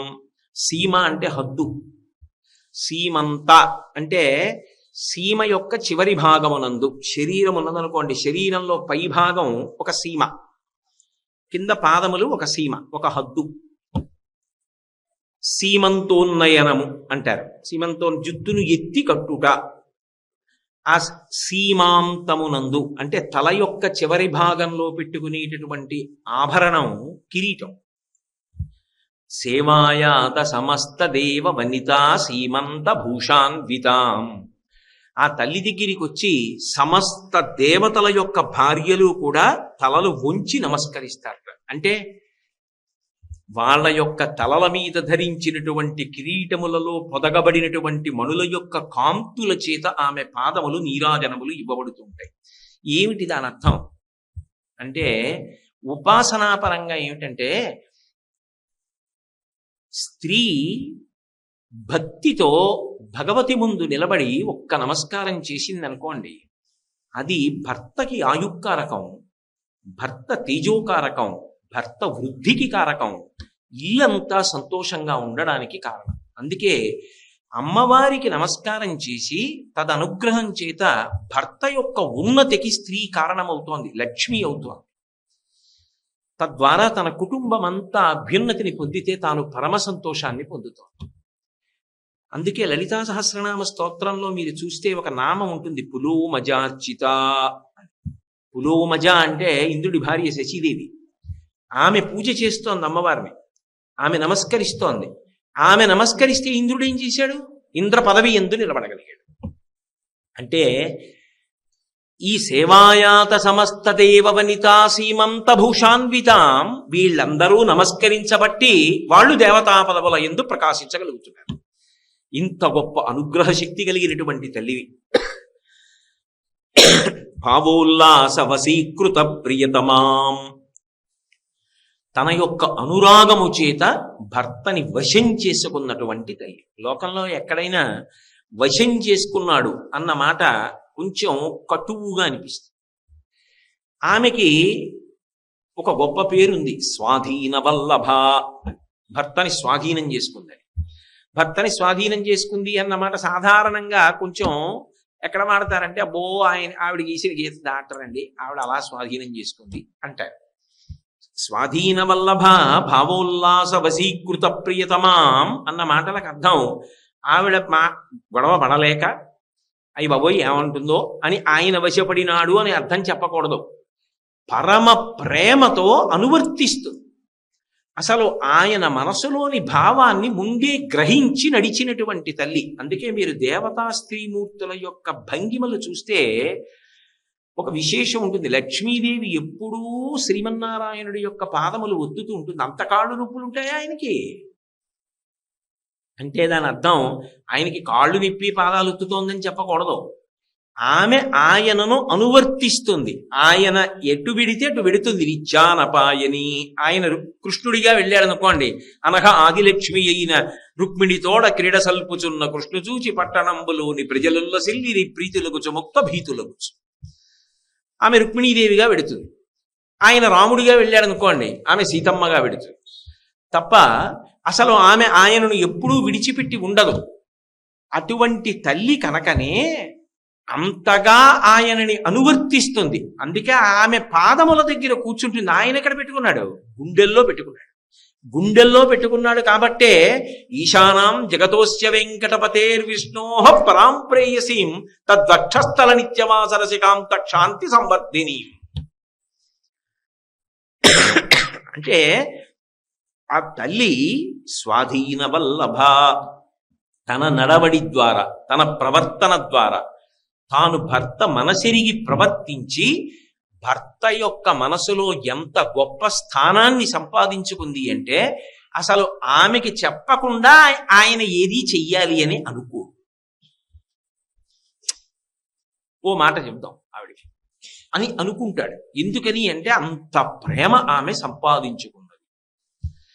భర్త దగ్గర అంత ప్రేమ సంపాదించుకున్నది అన్న మాటలో అభ్యంతరానికి ఏముంటుంది? అంత గొప్పగా అనువర్తించి సంపాదించుకున్నటువంటి తల్లి. అందుకే కాముణ్ణి కాల్చిన వాడి గురించి తపస్సు చేసి తాళి కట్టించుకుని తీసుకొచ్చి మనందరికీ తండ్రి స్థానంలో కూర్చోబెట్టగలిగింది. ఏమి మహాతల్లి ఆవిడ. అందుకే భావోల్లాస వశీకృత ప్రియతమాం భండాసురచ్ఛేదిని. ఒకానొకప్పుడు భండాసురుడు అనేటటువంటి రాక్షసుడు బయలుదేరి లోకాలన్నింటినీ పాడు చేస్తుంటే లలితాదేవిగా ఆవిర్భవించి భండాసురుణ్ణి ఛేదించింది. మీ అందరికీ లలిత ఉపాఖ్యానంలో ఆ విషయం తెలిసి ఉన్నది. ఆమె లలిత, ఆ ఎరుపు రంగు ఆమెది. ఆమె యొక్క వైభవం గురించి నేను ప్రస్తుతి చేస్తున్నాను. ఆ లలిత ఎక్కడుంది? శ్రీశైలస్థలవాసినీం భగవతీం శ్రీమాతరం భావయే. ఆ లలిత ఎక్కడో ఉందని అనుకోకు. శ్రీశైలంలో ఉన్నటువంటి భ్రమరాంబయే లలిత. లలిత ఒకరు, కామాక్షి ఒకరు, ఏదో విశాలాక్షి ఒకరు అని అనుకోకు. ఆ తల్లియే ఈ రూపములను పొందుతోంది ఒక్కొక్క ప్రయోజనాన్ని సాధించడానికి. ధన్యాం సోమ విభావనీయ చరితాం ధారాధరశ్యామలాం. ఆ తల్లి ధన్య. ధన్య అంటే ధన్యురాలు, కృతార్థురాలు. ఆమె ఒక సంకల్పాన్ని చేసి అది సాధించుకోలేకపోయాను అన్నది ఆమె జీవితంలో ఉండదు.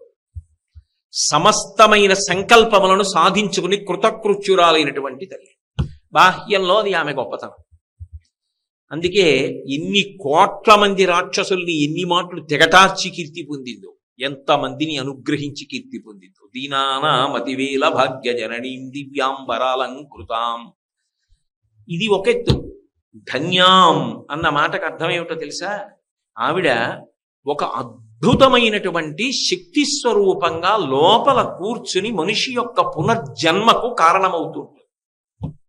ఎలా అంటే, మనసు మొన్న మీకు నేను మనవి చేశాను, ఊపిరి మీద ఆధారపడుతుంది. ఊపిరి వేగంగా తీసి వదిలిపెడితే మనసు తొందరగా కదులుతుంది. ఊపిరి నియంత్రింపబడితే ప్రాణాయామంలో మనస్సు కూడా నిలబడుతుంది. ఈ మనసుకి ఒక లక్షణం ఉంటుంది. ఇది ఏం చేస్తుంది అంటే, జీవితంలో అనేకమైన వస్తువుల్ని నాకు ప్రియము అని దగ్గరికి తీసుకుంటుంది. ఆ తర్వాత దాన్ని వదిలిపెట్టేస్తుంది. ఒక్కొక్కసారి అది లేకపోయినా బ్రతికేస్తుంది ఇష్టం ఉన్నా. చిన్నతనంలో మీ అమ్మని నేను తీసుకెళ్ళిపోతున్నాను రా అంటాడు మేనమా వచ్చి. అమ్మ నాది అని ఏడుస్తాడు పిల్లాడు. అమ్మను వదిలి ఉండనంటాడు. కానీ వాడు బాగా చదువుకోవడానికి ఎక్కడికో వెళ్ళిపోవలసి వచ్చింది, అమ్మను వదిలిపెట్టి వెళ్ళిపోతాడు. పెళ్ళి అయింది, అమ్మను వదిలి వెళ్ళిపోతాడు. అమ్మ ఒకప్పుడు శరీరం వదులుతుంది, అంచిష్టి సంస్కారం చేసి బతుకుతాడు. తండ్రి అంతే. అనేక వస్తువులు, డబ్బు, పొలం, ఐశ్వర్యం, స్నేహితులు, అనేక అనుబంధాలు. ఇందులో ఏం చేస్తుందంటే, ఒకప్పుడు ప్రియము అని ఒక దాన్ని పట్టుకుంటుంది. పట్టుకుని ఆ తర్వాతి కాలంలో ఏం చేస్తుందంటే దాన్ని వదిలిపెట్టి ఇంకా దాని గురించి పెద్దగా ఆలోచన చెయ్యదు. Out of sight out of mind అంటుంటారే ఆంగ్ల భాషలో. అలా ఎదురుకుండా లేదు కాబట్టి దాన్ని విస్మరిస్తుంది, వదిలిపెట్టేస్తుంది. అలా వెళ్ళగా వెళ్ళగా వెళ్ళగా వెళ్ళగా జీవితంలో ఏం చేస్తుందంటే, ఎక్కడో ఒక చోట ఇది నాకు అత్యంత ప్రియము అని దాని మీద మనసు వెళ్ళి నిలబడుతుంది. మనసు నిలబడాలంటే రెండే కారణాలకే నిలబడుతుంది. ఒకటి రాగము చేత నిలబడుతుంది, రెండు ద్వేషము చేత నిలబడుతుంది. ఈ రెండు అక్క చెల్లెళ్ళు. దాని మీద చాలా ప్రేమ ఉందనుకోండి, గుర్తొస్తుంది. మా అబ్బాయి ఏం చేస్తున్నాడో, మా అబ్బాయి ఎప్పుడు వస్తాడో, ఈ 10 రోజుల్లో 6 రోజులైనా ఉంటే బాగుండు, వాడి జ్ఞాపకానికి వస్తూ ఉంటాడు. ఎందుకనంటే రాగము. ఒకటి మీద చాలా కోపం అనుకోండి, వీడు ప్రశాంతంగా శుభ్రంగా అన్నం తినవలసిన వాడు భార్య అన్నీ వడ్డిస్తే వాడెవన్నో తలుచుకుని ఊగిపోతుంటాడు. ఇక్కడ కడుపు నిండా తినడం. ఎవడి మీదైనా ద్వేషం ఉన్నా కూడా అలాగే స్మరిస్తూ ఉంటుంది. అది దాని బలము బలహీనత. రాగమునకు స్మరిస్తుంది, ద్వేషమునకు స్మరిస్తుంది. ఇది ఏ వస్తువుని బాగా రాగము పెంచుకుందో దాన్ని ఆఖరిసారి ఊపిరి తీసినప్పుడు ఆఖరిసారి మనసు కదులుతుంది. ఆఖరిసారి కదిలినప్పుడు దేని మీద ఎక్కువ ప్రేమ పెంచేసుకుందో దాన్ని పట్టేసుకుంటుంది, దాన్ని స్మరిస్తుంది, దాన్ని అమ్మవారు పట్టుకుంటుంది. ఇదిగో నువ్వు ఆఖరి ఊపిరిలో దీన్ని స్మరించావు. ఆ పట్టుకోగలిగిన ప్రజ్ఞాశక్తి లోపల ఎవరు సాక్షీభూతముగా ఉన్నారో ఆమె ధన్యా. ఇది భాస్కర రాయల వారు లలితా సహస్రానికి చేసిన వ్యాఖ్య. ఆమె ఏం చేస్తుందంటే, ఆఖరి ఊపిరిలో నువ్వు ఏదో పొలం గురించో ఇంటి గురించో లేకపోతే ఏదో భార్య గురించో పిల్లల గురించో ఐశ్వర్యం గురించో లేకపోతే ఏవో చెక్కు పుస్తకం గురించో డబ్బు గురించో ఆలోచిస్తూ ఇవన్నీ ఏమైపోతాయో ఏమైపోతాయో అని ఆలోచించావా లేదా ఆఖరి ఊపిరిలో? అంటే ఆఖరణ నీకు ఐశ్వర్యాదుల మీద భ్రాంతి నిలబడిపోయింది, రాగ సంబంధంగా నిలబడిపోయింది. కాబట్టి మనుష్య జన్మ ప్రయోజనం అది కాదు. నీకు స్వరపేటికనిచ్చాను, భగవన్నామమును చెప్పి భగవంతుని యందు అనురక్తి పొందమని ఇచ్చాడు, శాస్త్రమునిచ్చా, గురువునిచ్చా, అన్ని ప్రాణులకు వెన్నుపాం అడ్డంగా ఉంటే భూమికి నీకు నిలువుగా ఉండి ఊర్ధ్వముఖ చలనం చెయ్యమని చెప్పా. నువ్వు అందులో కృతకృత్యుడివి కాలేకపోయావు. అందుకే ఆఖరి స్మరణము భగవత్ సంబంధంగా నడవల, మంచి విషయం నడవల, నీకు గురువు గారు జ్ఞాపకం రాలా, శాస్త్రం గుర్తుకు రాలా, భగవతి జ్ఞాపకానికి రాలా, యజ్ఞయాగాదులు జ్ఞాపకానికి రాలా. అయ్యయ్యో నేను ఇంకా ఈ పని చెయ్యవలసిందని ఒక మంచి పని నువ్వు చెయ్యవలసిన దాని గురించి నీకు స్మరణ రాలా. నీ ఐశ్వర్యము నీకు జ్ఞాపకానికి వచ్చింది. ఆ ఐశ్వర్యమును అనుభవించడానికి, భోగాన్ని పొందడానికి మనిషి అయి ఉండక్కర్లేదు. కాబట్టి తిరియక్కుగా వెళ్ళిపో. భూమికి అడ్డంగా పుట్టి అడ్డంగానే వెన్నుపాము పెరిగే ప్రాణిగా పంపిస్తుంది. ఇది రాగముతో వెళ్ళిపోతే. అన్య విషయముల యందు, ఐశ్వర్యాదుల యందు రాగభ్రాంతితో వెళ్ళిపోతే తిరియక్కవుతాడు. అప్పుడు దాన్ని అలా వెళ్ళిపోయాడు అనుకోండి, వాడికి అనురాగపాశములు పట్టి ఉన్నవాడు అని పిలుస్తారు. అదే విరుద్ధ భావంతో వెళ్ళిపోతాడు. వాడి మీద కక్ష తీర్చుకోలేదు, వాడు నన్ను ఇంత ఇబ్బంది పెట్టాడు, ఇప్పుడు నేను వెళ్ళిపోయానని తెలిస్తే ఎంత విజృంభిస్తాడో అని వాడి గురించి ఆలోచిస్తూ వెళ్ళిపోతాడు. అలా వెళ్ళిపోయాడు అనుకోండి, మొదటిది రాగముతో వెళ్ళినది ఆర్తచింత అంటారు. కోపంతో ద్వేషంతో పట్టుకుని వెళ్ళిపోయింది అనుకోండి మనసు, దాన్ని రౌద్రచింత అంటారు. ఈ రెండిటికి తేడా ఏం లేదు. ఒకడు రాగంతో పట్టుకున్నాడు, ఒకడు ద్వేషంతో పట్టుకున్నాడు, ఇద్దరూ ఒకటే పట్టుకుంటూ ఉంటాడు. కాబట్టి వీడిని తిరియక్కే చేస్తుంది. నువ్వు ఆఖరి స్మరణ విధి చేసావు, దానికోసం కాదు మనుష్య జన్మ. మూడవది ఉంటుంది ధన్యచింత. అందుకే దక్షిణాయనంలో పోతే వాడు పాపం ఇబ్బంది పడ్డాడండి అంటారు. నిజంగా ఎవరికి దక్షిణాయనంలో పోతే ఇబ్బంది అంటే, దక్షిణాయనం అంతా ఉపాసన సంబంధమైనటువంటి ఆయనం. అయ్యో ఇంకా ఎన్ని మంచి మంచి తిథులు ఉన్నాయి, ఎన్ని వ్రతాలు చేసుకోవచ్చు, ఎన్ని దేవాలయాలకు వెళ్ళచ్చు, ఇప్పుడే కదా కాస్త ప్రశాంతపడ్డా, ఇంకా ఇన్ని కార్యాలు చేద్దాం అనుకున్నాను, అన్ని పుస్తకాలు తెచ్చుకున్నాను, అవి చదవాలనుకున్నాను, భగవంతుడి గురించి తెలుసుకోవాలనుకున్నాను, ఆ గురువుగారి దగ్గర విషయాలు తెలుసుకోవాలని ఆయన్ని బతిమాలేను, ఆయనేమో వచ్చే నెల నుంచి రమ్మన్నారు, ఇప్పుడు నా శరీరం వెళ్ళిపోతోందే, పడిపోతున్నానే అని చెప్పి భగవత్ సంబంధమైన జిజ్ఞాసతో వెళ్ళిపోతాడు. అలా వెళ్ళిపోయాడు అనుకోండి, దాన్ని ధన్యచింత అంటారు. అప్పుడు ఊర్ధ్వలోకవాసానికి పంపిస్తాడు, స్వర్గాది లోకములకు పెడతాడు. చిట్ట చివర శరీరం పడిపోతుండగా సమాధి స్థితిలోకి ప్రవేశించి నేను ఆత్మ షడ్భావగాం షోడసీం, 6 భావములకు అతీతమై, నేను శరీరము కాదు, నేను ఆత్మ, నేను వెళ్ళిపోయేవాడిని కాను, నేను ఇప్పుడు ఉంటాను, నేను తొడుక్కున్న శరీరం పతనం అవుతోంది, అది మధ్యలోకానికి ఉండే ధర్మం, కాబట్టి దాని గురించి నేను పెద్ద పట్టించుకోక్కర్లేదు అన్న ఆలోచనతో ఎవడు స్థైర్యంతో సాక్షి మాత్రంగా ఉంటూ శరీరాన్ని విడిచిపెట్టగలుగుతున్నాడో అటువంటి వాడిది శుక్ల చింత అంటారు. అలా నిలబడగలిగిన ప్రజ్ఞావంతుడు ఇక మళ్ళీ ఏ శరీరమును స్వీకరించాడు. వాడికి ఇక స్వర్గాది లోకములు కూడా ఉండవు. ఎందుకంటే అక్కడికి వెడితే క్షీణే పుణ్యే మర్త్యలోకం విశంతి, మళ్ళీ అక్కడ పుణ్యం అయిపోయిన తర్వాత మళ్ళీ భూమి మీదకి రావాలి. ఇక వాడు రాడు, పునరావృత్తి రహిత శాశ్వత శివసాయుజ్య స్థితి. వాడు ఇక జనన మరణ చక్రము నుండి విడుదల పొందుతాడు. ఆఖరి ఊపిరిలో ఆఖరిసారి మనసు కదిలినప్పుడు జీవుడు ఏది స్మరించాడు, దాన్ని పట్టుకుని పునర్జన్మనివ్వగలిగిన శక్తి స్వరూపిణి ఎవరో, లోపల చైతన్యంగా ఉండి పట్టుకుంటున్నదెవరో ఆమెయే ధన్య. అమ్మా, మొదటి నుంచి లేని అలవాటు చివర స్మరణకు రాదు.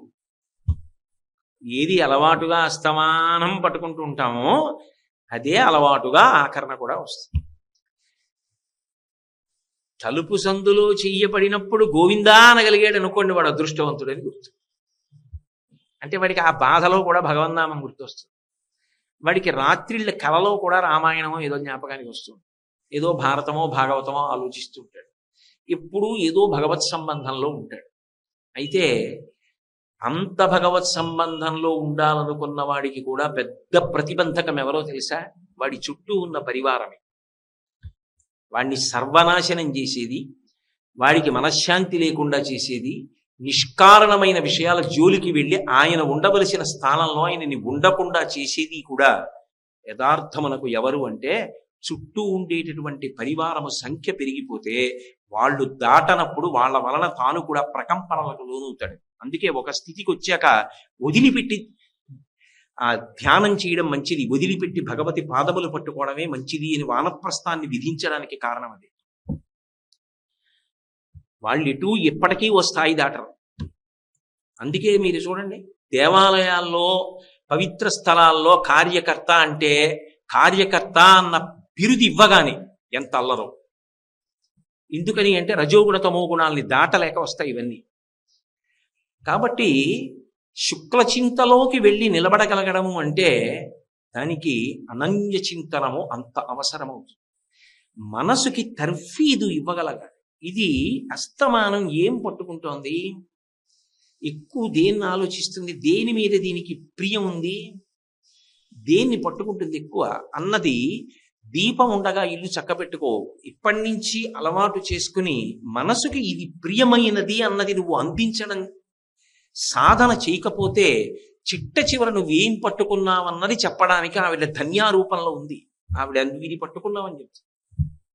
అది ప్రమాదానికి ఎడుతుంది. అందుకే సాధన అన్న 3 అక్షరాలకు అర్థం ఏమిటంటే ఊపిరి ఉండగా నీకు ప్రియమైనవి ఏవి కావాలి అంటే ఓ దేవాలయం, ఓ భగవత్ సంబంధం, ఓ పూజ, భగవత్ కథ, భగవత్ సంబంధమైనటువంటి గీతము, భగవత్ సంబంధమైన ప్రసంగము, ఇటువంటి వాటి యందు అనురక్తము కావాలి. అలా అనురక్తము కానప్పుడు, ధర్మమునందు అనురక్తి లేనప్పుడు అది ప్రమాదహేతు. అందుకే ధన్యాం సోమ విభావనీయ చరితాం, ఆ తల్లి సోమ విభావనీయ చరితాం చంద్రమండల మధ్యగా అంటారు లలితా సహస్రనామ స్తోత్రంలో. నిజానికి చంద్రుడి యొక్క పెరిగేటటువంటి కళలు, తరిగేటటువంటి కళలు, వీటిని నిత్యా కళలు అన్న పేరుతో ఆరాధన ఎక్కడుంటుంది అంటే శ్రీ విద్యా తంత్రమునందే ఉంటుంది. పైగా అమ్మవారి యొక్క గొప్ప ఉపాసకులు 12 మంది ఉన్నారు. అందులో ప్రధానమైనటువంటి వాళ్ళలో అమ్మవారికి చంద్రుడు ఒకడు. చంద్రుడు చాలా చాలా గొప్ప ఉపాసకుడు. అందుకే అటువంటి చంద్రుడు ఆమె ఉపాసకుడు కాబట్టే చంద్రమండలం మధ్యలో అమ్మవారి యొక్క స్వరూపము వెలుగొందుతుంటుంది. అందుకే చంద్రమండలం అంత చల్లగా ఉంటుంది, ఎంతసేపు చూసినా హాయే. అటువంటి చంద్రమండలం మధ్యలో అమ్మవారిని ఉపాసన చెయ్యడం అనేటటువంటిది ఒక గొప్ప విద్య. అభిరామ భట్టు వంటి మహాపురుషులు అలా చేశారు. అందుకే చంద్రమండల మధ్యగా అమృత వృష్టిని కురిపిస్తూ ఉంటుంది ఆవిడ. కాబట్టి సోమ విభావనీయ చరితాం ధారాధరశ్యామలాం, ధారాధరశ్యామలాం, నీటిని కురిపించగలిగినటువంటి మేఘము యొక్క కాంతి ఎలా ఉంటుందో అటువంటి కాంతితో ఉంటాం. ఇందాక ఏమన్నారు? ఎర్రగా ఉంటామన్నారు. లాక్షాల సద్రాగిణీం అన్నారు. ఇప్పుడేమంటున్నారు? ధారాధరశ్యామలాం అంటున్నారు. నల్ల మబ్బులో ఉంటా ఉంటున్నారు. మరి ఇందాక ఎరుపని ఇప్పుడు నలుపని ఎలా కుదురుతుంది అంటే ఆ ఎరుపు ఎంత కరుణో ఈ నల్లటి మబ్బు అంత కరుణ. నల్లటి మబ్బు ఏం చేస్తుంది? చల్లగా ఉంటుంది, వర్షధారలు కురిపిస్తుంది. వర్షము సమస్తమైనటువంటి జీవనమునకు హేతు. అటువంటి వర్షధారలు కురిపించగలిగినటువంటి మేఘం ఉన్నదే, ఆ మేఘము ఎంత నల్లటి కాంతి అంటే బొగ్గులా ఉండడం కాదు, ఆ కాంతిలో ఒక మెరుపు ఉంటుంది, ఒక అనుగ్రహ శక్తి ఉంటుంది, దానికి ఒక ఆకర్షణ ఉంటుంది. ఆ నల్లమబ్బు నీటిని కురిపించి ఎలా అనుగ్రహిస్తోందో ఆ నీరే సమస్తమునకు కారణము. సంజీవనం సమస్తస్య జగత సలిలాత్మిక భవ ఇత్యుచ్యతే మూర్తిర్భవస్య పరమాత్మనః అంటారు లింగ పురాణంలో. నీరు లేనినాడు లోకం లేదు, ధర్మం కూడా లేదు.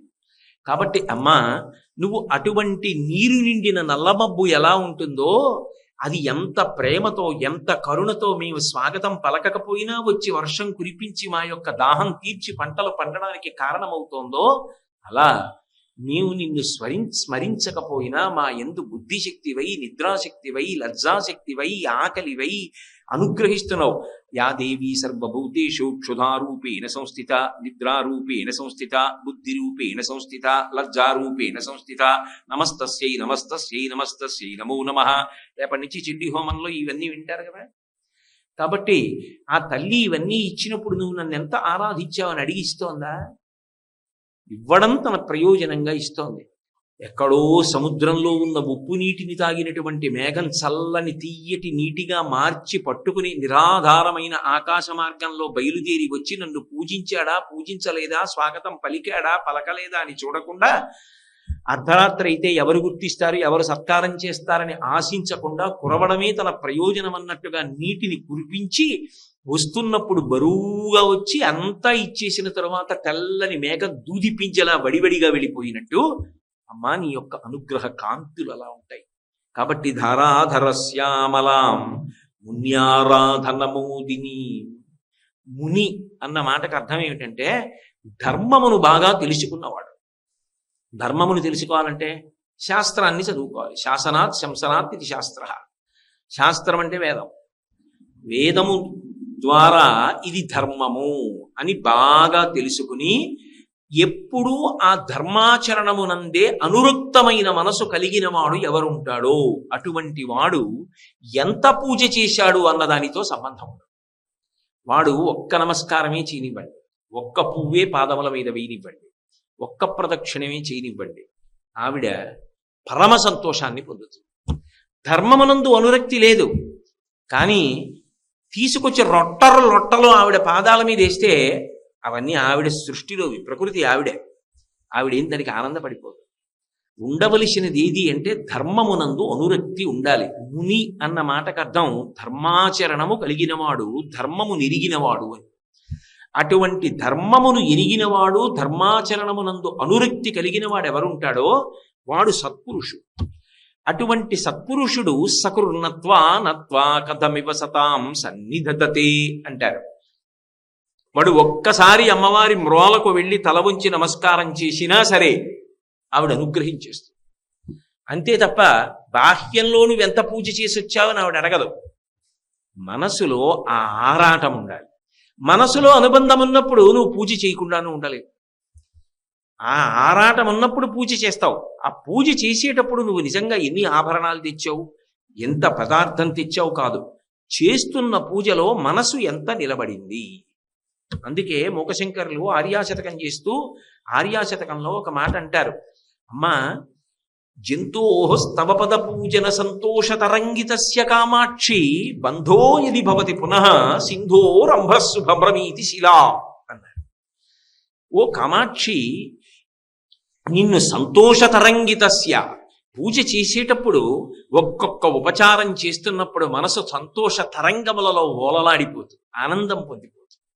వాడు అవన్నీ నిజంగా చెయ్యక్కర్లేదు, వాడు మనసులో ఏదో భావన చేస్తుంటాడు. ఏదో అమ్మవారిని అయ్యవారిని ఇద్దరిని ఉయ్యాల్లో కూర్చోబెట్టానంటాడు. తాను తన భార్య కూర్చుంటాడు. తాను తన భార్య కూర్చున్నారనుకోండి, మీకు అంతవరకు నేను మా ఆవిడ ఇలా కూర్చున్నాం అనుకోండి, ఇద్దరం అక్కడ దర్భాసనం వేసుకుని కూర్చున్నాం. ఎదురుగుండా ఉయ్యాల్లో అమ్మవారు అయ్యవారు కూర్చున్నారు. అమ్మవారు ఎవరి వైపుకి వస్తారు? నా వైపు వస్తుంది. ఎందుకు వస్తుందంటే ఆవిడ ఆయనకి ఎడమ వైపు ఉంటుంది కాబట్టి ఆయన నాకు అభిముఖంగా కూర్చున్నప్పుడు ఉయ్యాల్లో నాకు ఎడమ వైపు ఉంటుంది. ఇప్పుడు మా ఆవిడ అవతల వైపు ఉయ్యాల తోస్తుంటే నేను యువతల వైపు ఉయ్యాల తోస్తున్నాను అనుకోండి, ఆ ఉయ్యాల ఊగి ఇలా నా దగ్గరికి వచ్చింది అనుకోండి, వచ్చినప్పుడు ఆమె యొక్క చీర నిండా సుగంధ ద్రవ్యములు అలంకరింపబడి ఉంటాయి. ఉన్నప్పుడు ఆ సుగంధం వాసన నా నాసాపుటములకు తగులుతుంటుందా తగలదా? ఉయ్యాల ఊగుతున్నప్పుడు ఆవిడ పాదములు కొద్దిగా ముందుకు వచ్చినప్పుడు ఆ మట్టెలు మంజీరములు అన్నీ నాకు కనపడుతుంటాయా? ఆకు పచ్చటి పట్టు చీర బంగారు బోర్డర్ ఉన్నది కట్టుకుని ఆవిడ దగ్గరికి వచ్చి ఊగి వెడుతోంది అనుకోండి, నాకు ఆవిడ పాదాలు, ఆవిడ చిటికిన వేలు, బొట్టన వేళ్ళు, ఆ పాదాలు, ఆమె చీర, మోకాళ్ళు ఇలా ఎత్తేటప్పటికి చిన్న నవ్వు బాలలాగా ఆవిడ సంతోషం కనపడుతుంటే నేను ఇలా 2 చేతులు వేసి తోస్తుంటే స్వామికి అమ్మకి మధ్యలో ఓ చెయ్యి తగిలినప్పుడు వాళ్ళ చీరలు, ఇటు తగిలినప్పుడు చీర తగులుతూ నేను ఉయ్యాలా ఊపుతూ, నన్ను కట్టుకున్నందుకు అది కూడా చక్కగా ఈ ఉయ్యాల సేవలో పాల్గొంది, స్వామిని ఊపుతున్నామని ఆయన అదే పనిగా ధ్యానంలో కూర్చుని అలా ఊపుతున్నాడు అనుకోండి, అమ్మవారిని ఊయల ఊపుతున్నాడు అనుకోండి. ఆఖరికి ఆపారు ఉయ్యాల. ఇప్పుడు ఇద్దరూ నమస్కారం చేయాలి కదా, ఇద్దరికీ నమస్కారం చెయ్యాలి కదా. మరి ఈయన ముందు వంగి అవతల వైపుకి బాగా వీపు చాపి ఆయన పాదాల మీద పడి లేచి అమ్మ పాదాల మీద పడి లేస్తే, భార్య తన తొడమించి సాగి ఈవిడ పాదాల మీద ఆయన పాదాల మీద పడింది అనుకోండి. ఏమండి మిమ్మల్ని కట్టుకున్నందుకు చక్కగా అమ్మవారిని అయ్యవారిని ఎంత బాగా ఊపుకుంటున్నామండి అందనుకోండి. మానసికంగా చేసినప్పుడైనా మరి కట్టుకుని తెల్లవారు లేస్తే వంట చేసి అన్నం పెట్టి తన కోసం కన్నీళ్లు పెట్టుకుని అంత బాధపడి అంత ప్రేమ పంచే ఇల్లాల్ని మానసికంగా ఉయ్యాల ఊపినప్పుడు పక్కన భావన చెయ్యొద్దండి. దానికి అంత్య ఎక్కడుంది? సంతోష తరంగితస్య కామాక్షి. ఏ ఉపచారం చేస్తున్నా లోపల సంతోష తరంగములను పొందుతూ ఉంటాడు. అలా ఎవడు పూజ చెయ్యగలడో బంధో యది భవతి పునః, వాడు గాని మళ్ళీ పుడితే కామాక్షి. సింధోరంభస్సు భ్రమీతి శిలా, సముద్రం మీద బండరాయి తేలినట్టే. సముద్రంలోకి తీసుకెళ్లి బండరాయి పడేస్తే తేలుతుందా? మునిగి తీరుతుంది. నిన్ను అలా సంతోషంగా పూజ చేసిన వాడు ఇక మళ్ళీ పుట్టడం అన్నది సర్వకళ. పుట్టడం అంటే ఉపచారం చేసినప్పుడు అక్కడ మనసు పెట్టి ఉపచారము చెయ్యగలిగితే ఆ తల్లి యొక్క అనుగ్రహము అంతా ఇంత అని చెప్పడానికి ఉండదు. అలా చెయ్యగలిగిన వాడు, అలా మననము చెయ్యగలిగిన వాడు, అలా మనసు నిలబెట్టగలిగిన వాడు, అలా ధర్మముతో నడవగలిగిన వాడు వాడు ముని.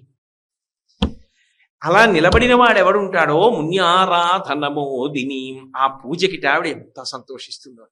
సుమనసాం, మంచి మనసున్న దానివి కదమ్మా. ముక్తి ప్రధాన వ్రతాం, అడగక్కర్లేదు. ఆవిడ ఏమిస్తుంది వాడికి అంటే ఐశ్వర్యమక్షరగతిం పరమం పదం వా కస్మైతి తంజలిభరం వహతే వితీర్య అస్మైన కించిత్ ఉచితం కృతం ఇచ్చదాం వా త్వం లజ్జసే కదయకోయ యుదారభావ అంటారు పరాశర భట్టాలు శ్రీగుణరత్న కోశంలో. వాడికి ఇక్కడ ఉన్నంత కాలం కావలసినంత ఐశ్వర్యం ఇచ్చి 3 తరాలు చూసే భాగ్యం ఇచ్చి ఆఖరణ వాడి శరీరం పడిపోతున్నటువంటి సమయంలో ఆవిడే ఆ స్వామిని తీసుకొచ్చి చెయ్యిచ్చి పైకెత్తి ఆయన విమానంలో కూర్చోబెట్టుకుని తీసుకెడుతుంటే, స్వామి మా అమ్మేది అని అడిగితే, ఏరా నువ్వు అమ్మవారికి ప్రేమతో తల ఉంచి నమస్కారం చేసావుట, నీకు ఇవి తప్ప ఇంకేమి ఇవ్వలేకపోయానని సిగ్గుపడి ఎర్రని ముఖంతో పరదా పక్కన నిల్చుందంటే అట్ట స్వామి.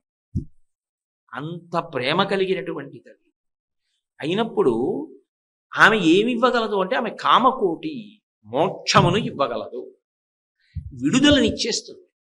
నువ్వు ఏం అడగక్కర్లేదు ఆవిడ్ని. అది ఇవ్వగలిగిన తల్లి నీకేది ఇవ్వలేదు. నీకు ఏదైనా ఇస్తుంది, నీకు ఎప్పుడు ఏది అవసరమో అప్పుడు అది ఇస్తుంది. కాబట్టి మున్యారాధనమోదినీం సుమనసాం ముక్తి ప్రదాన వ్రతాం కన్యాపూజన సుప్రసన్న హృదయాం కాంచీలసన్మధ్యమాం. కన్యాపూజన సుప్రసన్న హృదయాం, కన్యాపూజల చేత ఆవిడ ఎంతో సంతోషిస్తుంది. అందులో శ్రీశైలంలో ఉండేటటువంటి భ్రమరాంబికకు ఉండే లక్షణం ఏమిటంటే కుమారీ పూజ, బాల పూజ ఎందో ఆమె బహుప్రసన్నురాలవుతుంది. 2 సంవత్సరాలున్న పిల్లకి పూజ చేస్తే కుమారీ పూజ అంటారు, 3 సంవత్సరాలుంటే త్రిమూర్తి అంటారు, 4 సంవత్సరములుంటే కళ్యాణి అంటారు, 5 సంవత్సరములుంటే రోహిణి అంటారు, 6 సంవత్సరములుంటే కాళీ అంటారు, 7 సంవత్సరములుంటే దుర్గా అంటారు, 8 సంవత్సరములుంటే శాంభవి అంటారు. అలా 10 సంవత్సరముల వరకు చెయ్యొచ్చు. 10 సంవత్సరములుంటే సుభద్ర అంటారు. ఈ 2 ఏళ్ల పిల్ల నుంచి 10 ఏళ్ల పిల్ల వరకు ఈ మధ్యలో ఉన్నటువంటి వయస్సులలో ఏ వయస్సు పిల్లకి ఆ పేరుతో పిలుస్తారు. పిలిచి వాళ్ళని పూజ చేసి చక్కగా ఊయల ఊపుతారు. రేపు ప్రారంభ దినం నాడు కుమారీ పూజే ఉంటుంది, రేపు సాయంకాలం కుమారీ పూజ ఉంటుంది, అది చూడటమే అంత గొప్ప అంటారు. కాబట్టి అటువంటి కన్యాపూజ చేత ఆవిడ సుప్రసన్నురాలవుతుంది. కన్యాపూజన సుప్రసన్న హృదయాం కాంచీల సన్మధ్యమాం. ఆవిడ కాంచీ అంటే చిరుగంటలు కలిగినటువంటి వడ్డాణం పెట్టుకుంటుంది. మగవాళ్ళు కూడా పెట్టుకుంటారు వడ్డాణం. మీరు పౌరాణిక చలనచిత్రాలు చూస్తే పంచమీన వాళ్ళు కూడా పెట్టుకుంటారు, మేఖల అంటారు. దానికి చిరుగంటలు ఉండవు. కొన కాంచీదామ కరికలభ కుంభస్తననత అంటారు శంకర్లు. స్త్రీలు పెట్టుకునేటటువంటి వడ్డాణానికి చిరుగంటలు ఉంటాయి. అందుకే ఆ తల్లి నడిచి వెడుతుంటేట గాజుల గలగలలు, మంజీరముల యొక్క సవ్వడులు, వడ్డాణమునకు ఉన్నటువంటి చిరుగంటల శబ్దములు కలిసి ఉపాసకుడు వింటాడు. ఆ మనసు పెట్టి విన్నవాడికి అవి వినపడతాయి. కాబట్టి కాంచీల సన్మధ్యమాం. నిజానికి ఓసారి కాంచీపురాన్ని స్మరిస్తున్నారు ఆయన. శంకరులకు అత్యంత ప్రీతిపాత్రమైనటువంటి క్షేత్రం కదూ, కామాక్షి పరదేవత ఉన్న క్షేత్రం. కాబట్టి కాంచీల సన్మధ్యమాం శ్రీశైలస్థలవాసినీం భగవతీం శ్రీమాతరం భావయే.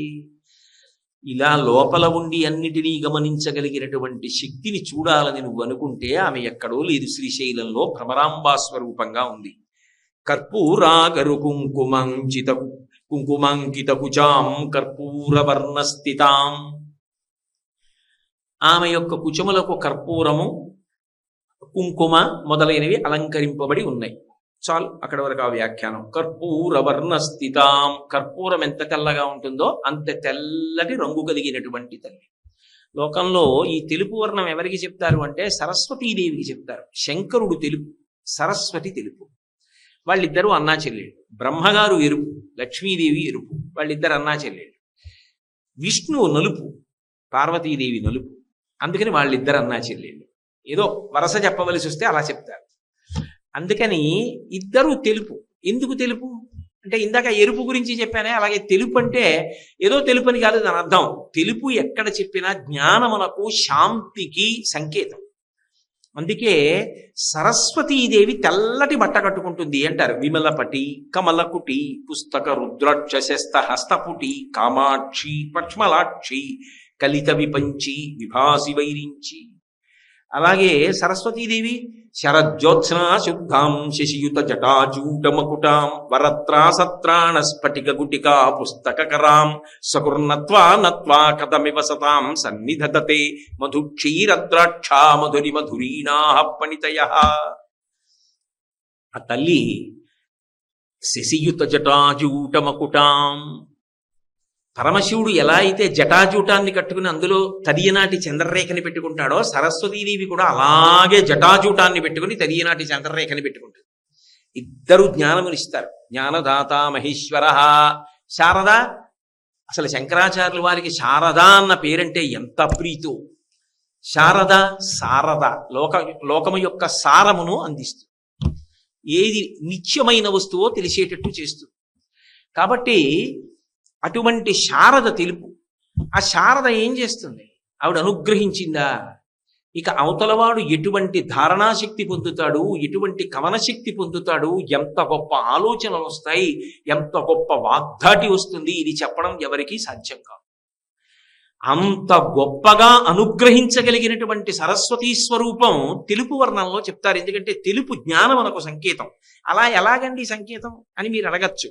తెలుపు నలుపు రంగులు కావు. అందుకే శివుడు విష్ణువు తెలుపు నలుపు. తెలుపు నలుపులోంచి రంగులన్నీ విడిపోతాయి. విబ్జిఆర్ అని చిన్నప్పుడు నేర్చుకున్నాం కదా, violet, IndiGo, blue, green, orange, red. ఇందులో చిట్ట చివరి రెడ్, ఎరుపు. ఎరుపు విడదీసేది ఆవిడే. నేను జీవుణ్ణి అనుకునేటట్టు మళ్ళీ ఎత్తి భగవంతుడితో కలిపేది ఆమె. అందుకే క్రియాశక్తి. అది ఆమె అరుణిమ. అది లాక్షాల సద్రాగిణీం, అది ఎరుపు. అజ్ఞానం ఇవ్వడం తెలుపు, సరస్వతీ స్వరూపం. అందుకే ఎడమ చేతిలో పుస్తకం పట్టుకుంటుంది, కుడి చేతిలో అక్షమాల పట్టుకుంటుంది. ఎడమవైపు ఏది ఉందో అది కుడి చేతి వైపు ఉన్నంత పవిత్రం కాదని గుర్తు, అంత శక్తివంతం కాదని గుర్తు. నువ్వు ఎన్ని పుస్తకాలు చదివేశావన్నది కాదు, ఎన్ని నీకు బాగా జ్ఞాపకం ఉండి మనసులో తిప్పుతుంటావన్నది ప్రధానం. అందుకే తిప్పే అక్షమాల మననమునకు సంకేతమైన అక్షమాల కుడివైపు పట్టుకుంటుంది. ఎడమ చేతి వైపు పుస్తకాలు పట్టుకుంటాం.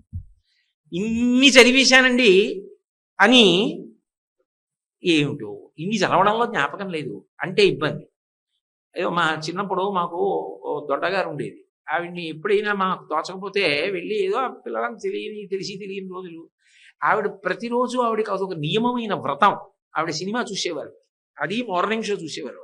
ఆవిడ దగ్గరికి వెళ్ళి సినిమా కథ చెప్పు అంటే ఆవిడ ఎప్పుడూ సినిమా కథ పూర్తిగా చెప్పలేకపోయేవారు. ఎందుకంటే ఇందులో మొదలుపెట్టి ఇంకో దాంట్లోకి వెళ్ళిపోయి ఇంకో దాంట్లోకి వెళ్ళిపోయి బాగా గుర్తు రావట్లేదురా, ఏదో అన్నింటిలోకి వెళ్ళిపోయాను, మీరు వెళ్ళి చూసిరండి అనేవారు. అలా ఇన్ని చదివేస్తే ఏమీ అనుష్ఠానం లేక, ఒక్కటి పాటించింది లేక, ఒక్క ధర్మాన్ని పట్టుకోకపోతే ఏమిటి ఉపయోగం? ఎన్ని చదివి నువ్వు ఎన్ని చదివావు అన్నదానికన్నా ఎంత అనుష్ఠానం చేస్తావన్నది ప్రధానం. ఒక్కటి పట్టుకో చాలు, తరిస్తావు. సత్యం వద, ధర్మం చర, పట్టుకో చాలు. సమస్త కావ్యముల వాంగ్మయ ప్రయోజనం అంతే. కాబట్టి అందుకే ఎడం వైపు పుస్తకాలు, కుడి చేతి వైపు అక్షమాల పట్టుకుంది. ఆ పట్టుకోవడంలో కూడా అది సంకేతం. తెల్లగా ఉంటుంది, జ్ఞానకాంతులను ఇవ్వగలిగినటువంటి తల్లిని నేను. అందుకే అంతా తెలిపే. సర్వశుక్ల సరస్వతి.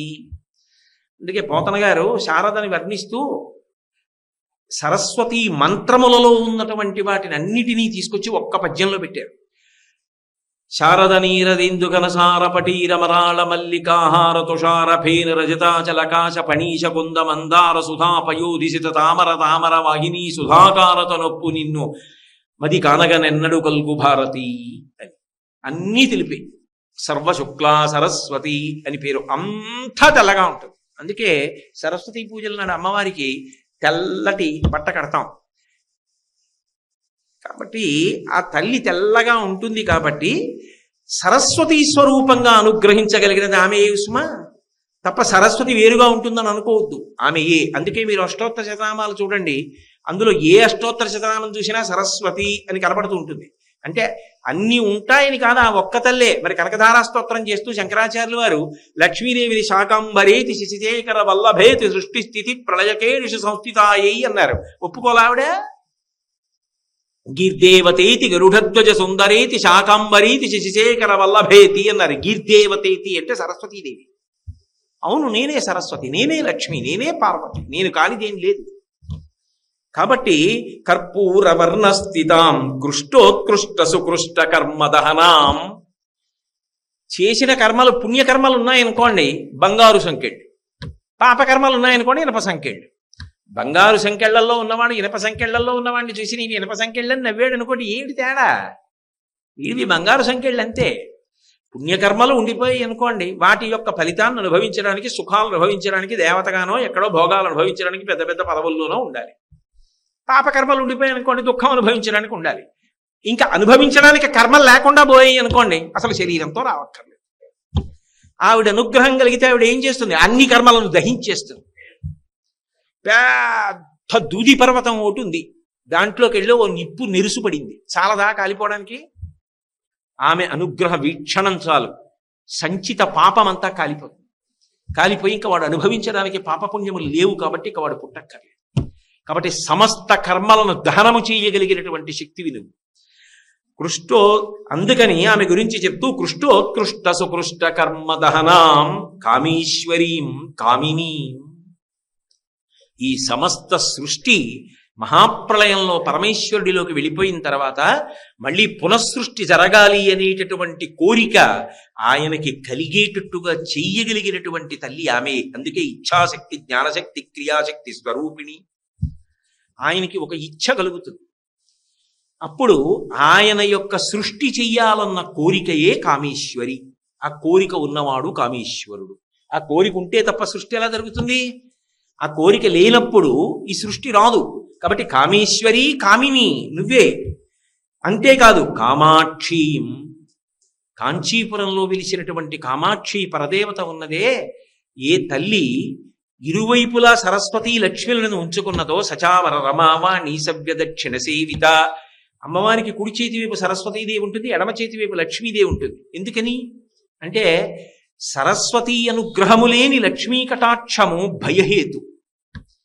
ఏమీ చదువురాదు, కోట్ల ఆస్తుంది, అయ్యా మీరు ఇక్కడ నిశానీ వేయండి, ఏమీ లేదు పన్ను కట్టేస్తున్నాం అన్నాడు అనుకోండి, వేస్తాడు. కానీ ఎంత భయం ఏమో, దేనికి ఇచ్చాడో, వచ్చింది తెలియదు, కట్టింది తెలియదు, రాసింది తెలియదు, దేనికి ఖర్చు పెట్టాలో తెలియదు, శాస్త్రం తెలియదు. అదే సరస్వతీ కటాక్షం ఉంది. విద్వాన్ సర్వత్ర పూజ్యతే, విద్యానామనరస్య రూపమధికం ప్రచ్ఛన్న గుప్తం ధనం, విద్యా భోగకరీ యశస్సుఖకరీ, విద్యా గురూణాం గురు, విద్యా బంధుజనో విదేశగమనే, విద్యా పరం లోచనం, విద్యా రాజసు పూజ్యతే, నహి ధనం విద్యా విహీన పశు. చక్రవర్తులైనా సరే వంగి విద్వాంసులను గౌరవించారు.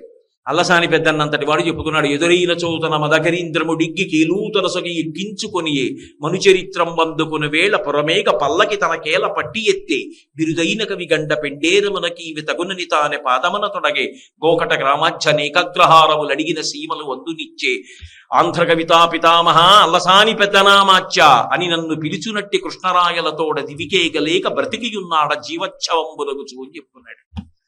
అంతటి ఆంధ్రభోజుడు, సాహితీ సమరాంగణ సార్వభౌముడు, లలిత కళాప్రియుడు, విద్వత్కవి శ్రీకృష్ణదేవరాయలంతటి వాడు రాయలవారు కనపడితే పట్టపుటేనుకు దిగి చెయ్యిచ్చి పైకెక్కించుకుని కూర్చోబెట్టుకుని ఊరేగింపు చేయించి కాలికి గడ్డపెండేరం వేసి ఆయన్ని అంత బిరుదిచ్చి గౌరవించి సత్కరించాడు.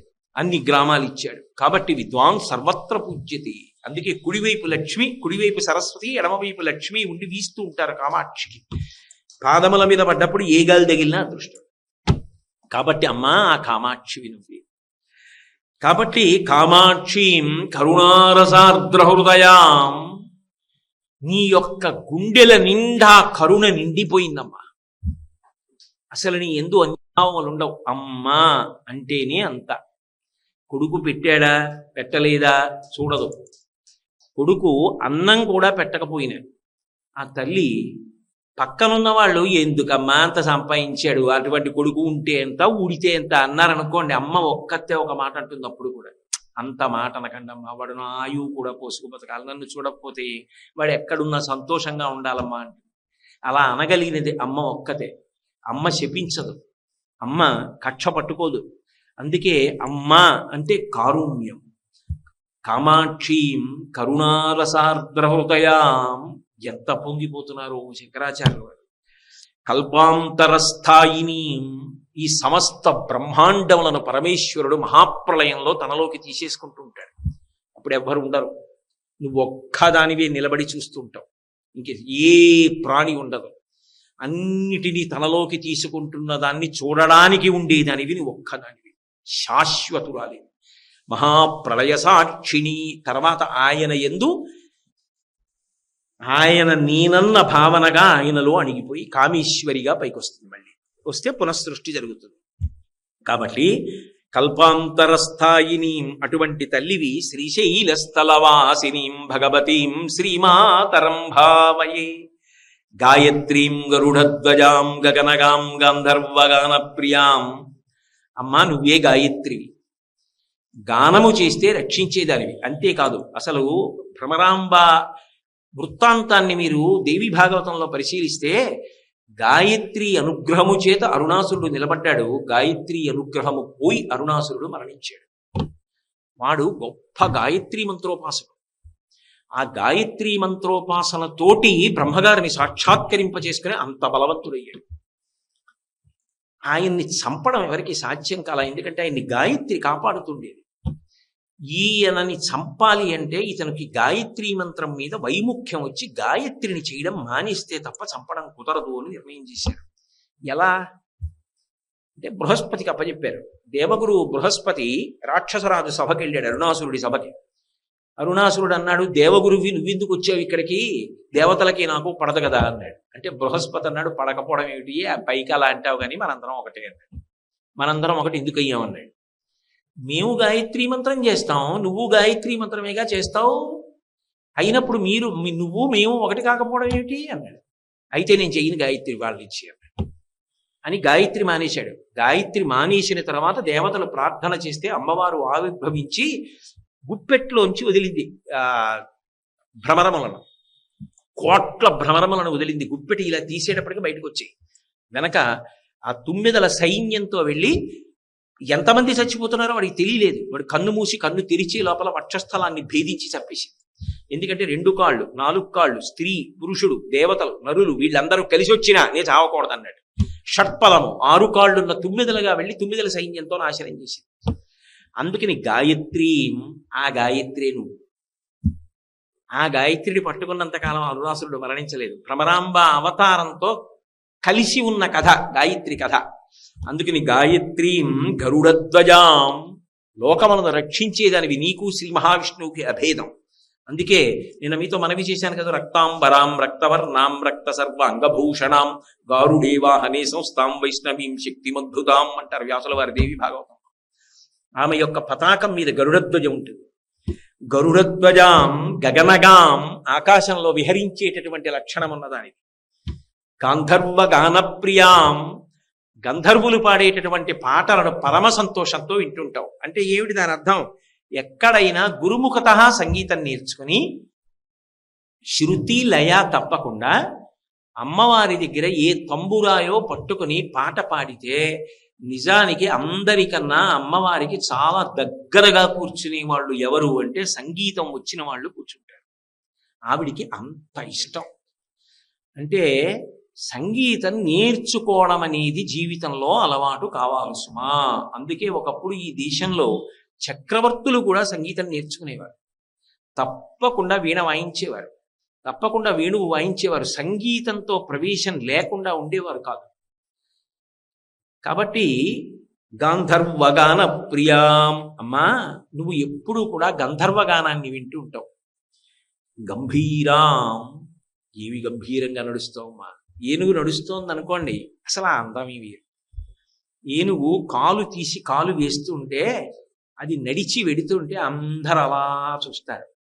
కుంజరగమనే అంటారు ముత్తుస్వామి దీక్షితారు వారు. ఎందుకనంటే వాళ్ళందరూ అనుభవించిన వాళ్ళు.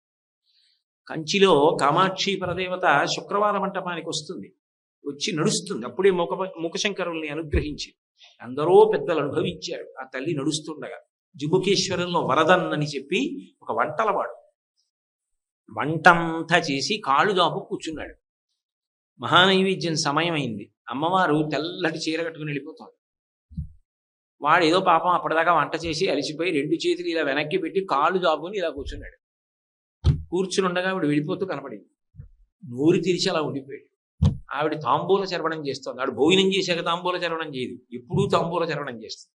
ఆవిడ తాంబూల చరవణం ఎప్పుడు చేస్తుందని అడిగారు ఒకసారి కంచికామకోటి పీఠాధిపతులు చంద్రశేఖరేంద్ర సరస్వతి మహాస్వామి గారు. ఆ ప్రశ్న వెయ్యగానే ఆయన కొంతసేపు సమాధిలోకి వెళ్ళిపోయారు. కొంతసేపు ధ్యానంలోకి వెళ్ళిపోయి పెద్ద నవ్వు నవ్వి ఎప్పుడూ చేస్తూ ఉంటుంది. వాళ్ళు అనుభవించిన వాళ్ళు కాబట్టి ఆ తల్లి తాంబూలపు పిడచ తీసి పెట్టింది. ఆయన వంటలు చేసేవాడు. ఆయన నోటి వెంట నల్లమబ్బులోంచి వర్షం ఎలా పడుతుందో అటువంటి కవిత్వం వచ్చింది. కాలమేఘన్ అన్న పేరుతో కవిత్వం చేశాడు. ఆ తల్లి అలా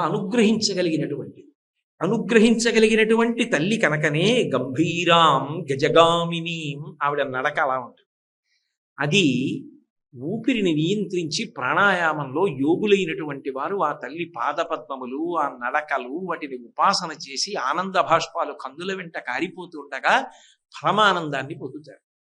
గజగామినీం గిరిసుతాం, అమ్మ కొండలరాజు కూతురుగా హిమవత్ పర్వతానికి కూతురుగా హైమవతిగా పార్వతిగా వచ్చిన దానివి నువ్వేనమ్మా.